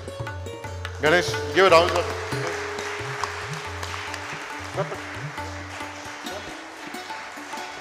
एक minute हाँ हाँ हाँ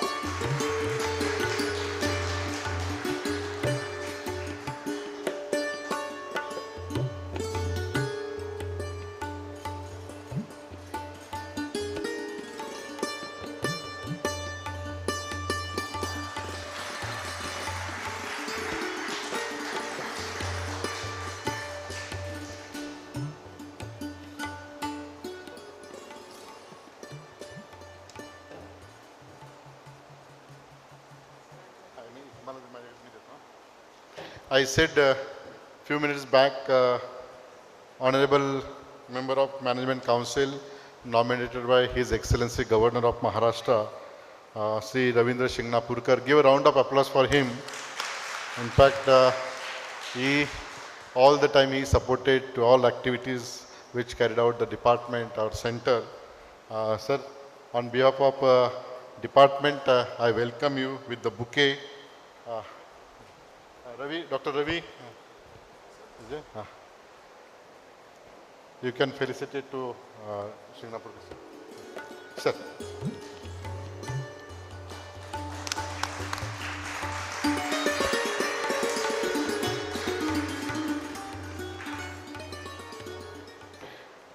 So, with this word, I invite Professor Kalkar to have a few words.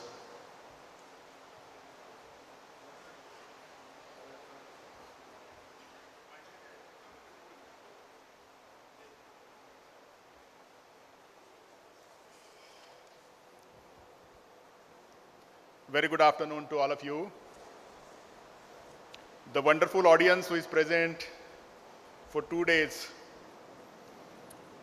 to understand and deliberate the expert thought process on the excellent theme proposed by Dr. Vijay Khare sir, who is heading a very important department, that is Department of Defense and Strategic Studies at Savitribai Phule Pune University, and Strategic Culture and Security Foundation, Pune, on the occasion of Sardar Vallabhbhai Patel's 150th birth anniversary, which we call Sardar Vallabhbhai Patel as a Loha Purush. I think this is more important. These 2 days national seminar was sponsored by the Indian Council for Social Science Research, ICSSR, New Delhi. And all participants of this conference must have been benefited, understanding and deepening their knowledge about the national security and the connection with Sardar Vallabhbhai Patel. Sardar Vallabhbhai Patel has played a pivotal role in India's national security, particularly through his efforts in integrating over 500 sanstans which were there separated when we have got the independence. A unified and stable nation process was initiated by him. As India's first Deputy Prime Minister and Home Minister, Sardar Patel was instrumental in establishing a strong administrative framework for the nation. His decisive action during the Hyderabad and Junagadh crisis helped to secure more security and peace in the country like India. And I think he has also laid the foundation for India's intelligence and law enforcement agencies, strengthening the country's ability to maintain law and order. His legacy will definitely inspire India's approach towards national security and governance. This is the most important thing. I think there were stalwarts who were present during the session. Few session, Arvind Kumar ji is already there in the session. D.K. Verma ji is also there. Few other experts are also there. So I think their deepened knowledge must have enlightened all of us to have more understanding about the contribution of Sardar Vallabhbhai Patel related to national security and webinar nationalism. So I would like to congratulate the team of Dr. Vijay Khare sir and his team. Always they come out with some innovative ideas where new topics are being discussed in the forum of Savitribai Phule Pune University. And their team also, who relinquishingly work very hard to see that the program happens very nicely. I would like to thank all the speakers who have made a point to come from all across the country and share their thoughts with all experts. So I'm very thankful that 2 days you have spent for intellectual churning of thought. I think this is more important for all of us, and definitely the outcome of this national seminar will definitely help us to have better understanding about our national security and nationalism in a whole nutshell. So I'm very thankful that I become a part of this valedictory session. Thank you very much.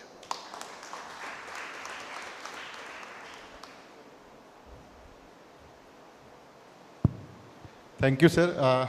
Now we are around 10 to 12 paper already we have received, and this is the first kind of national seminar on Sardar Vallabhbhai Patel. So very soon we are coming out with the book. Pentagon Press has already agreed to publish the book, and I'm very happy that with the compilation of this article, we are coming with a very good book. So with this word, once again I thanks to Honorable Pro Vice Chancellor, Dr. Parag Kalkarji. Now I would request Ravindraji Shingnapurkar, who can say a few words. Thank you.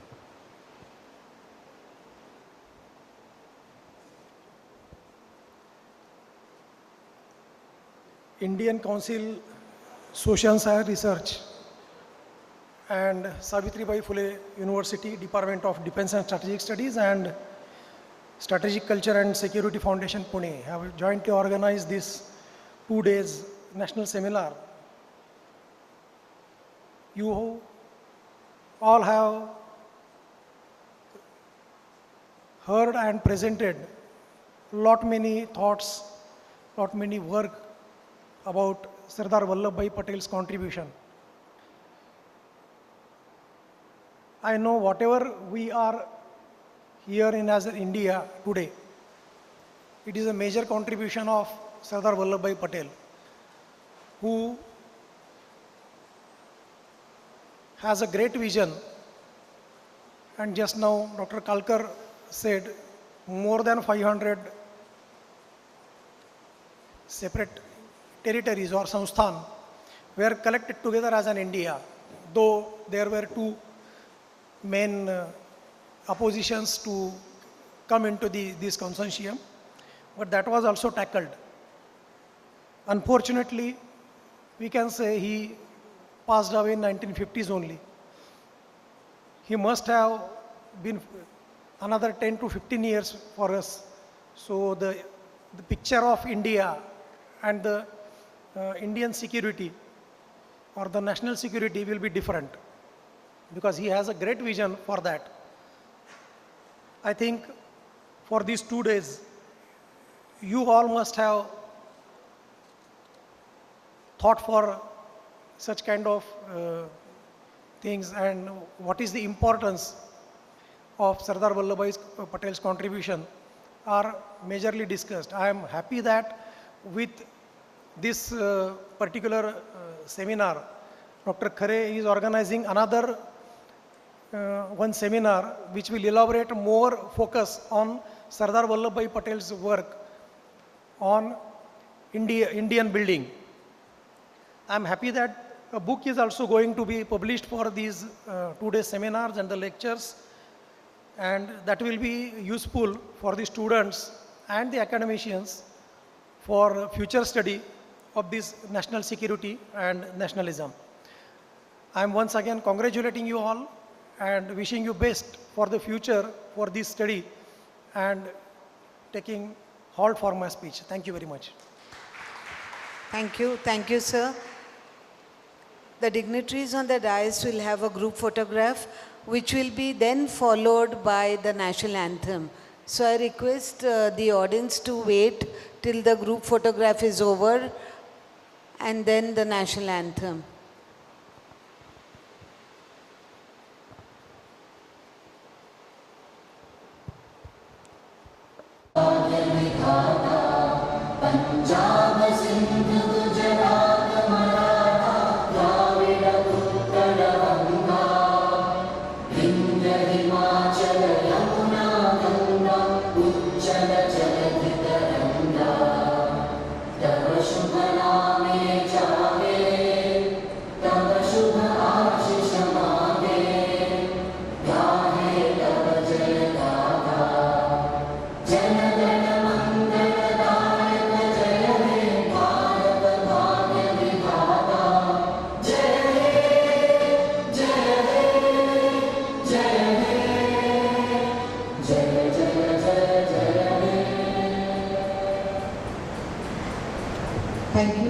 Thank you all the dignitaries on the dais. Thank you students, the chairperson, speaker. Thank you students, the chairperson, speaker.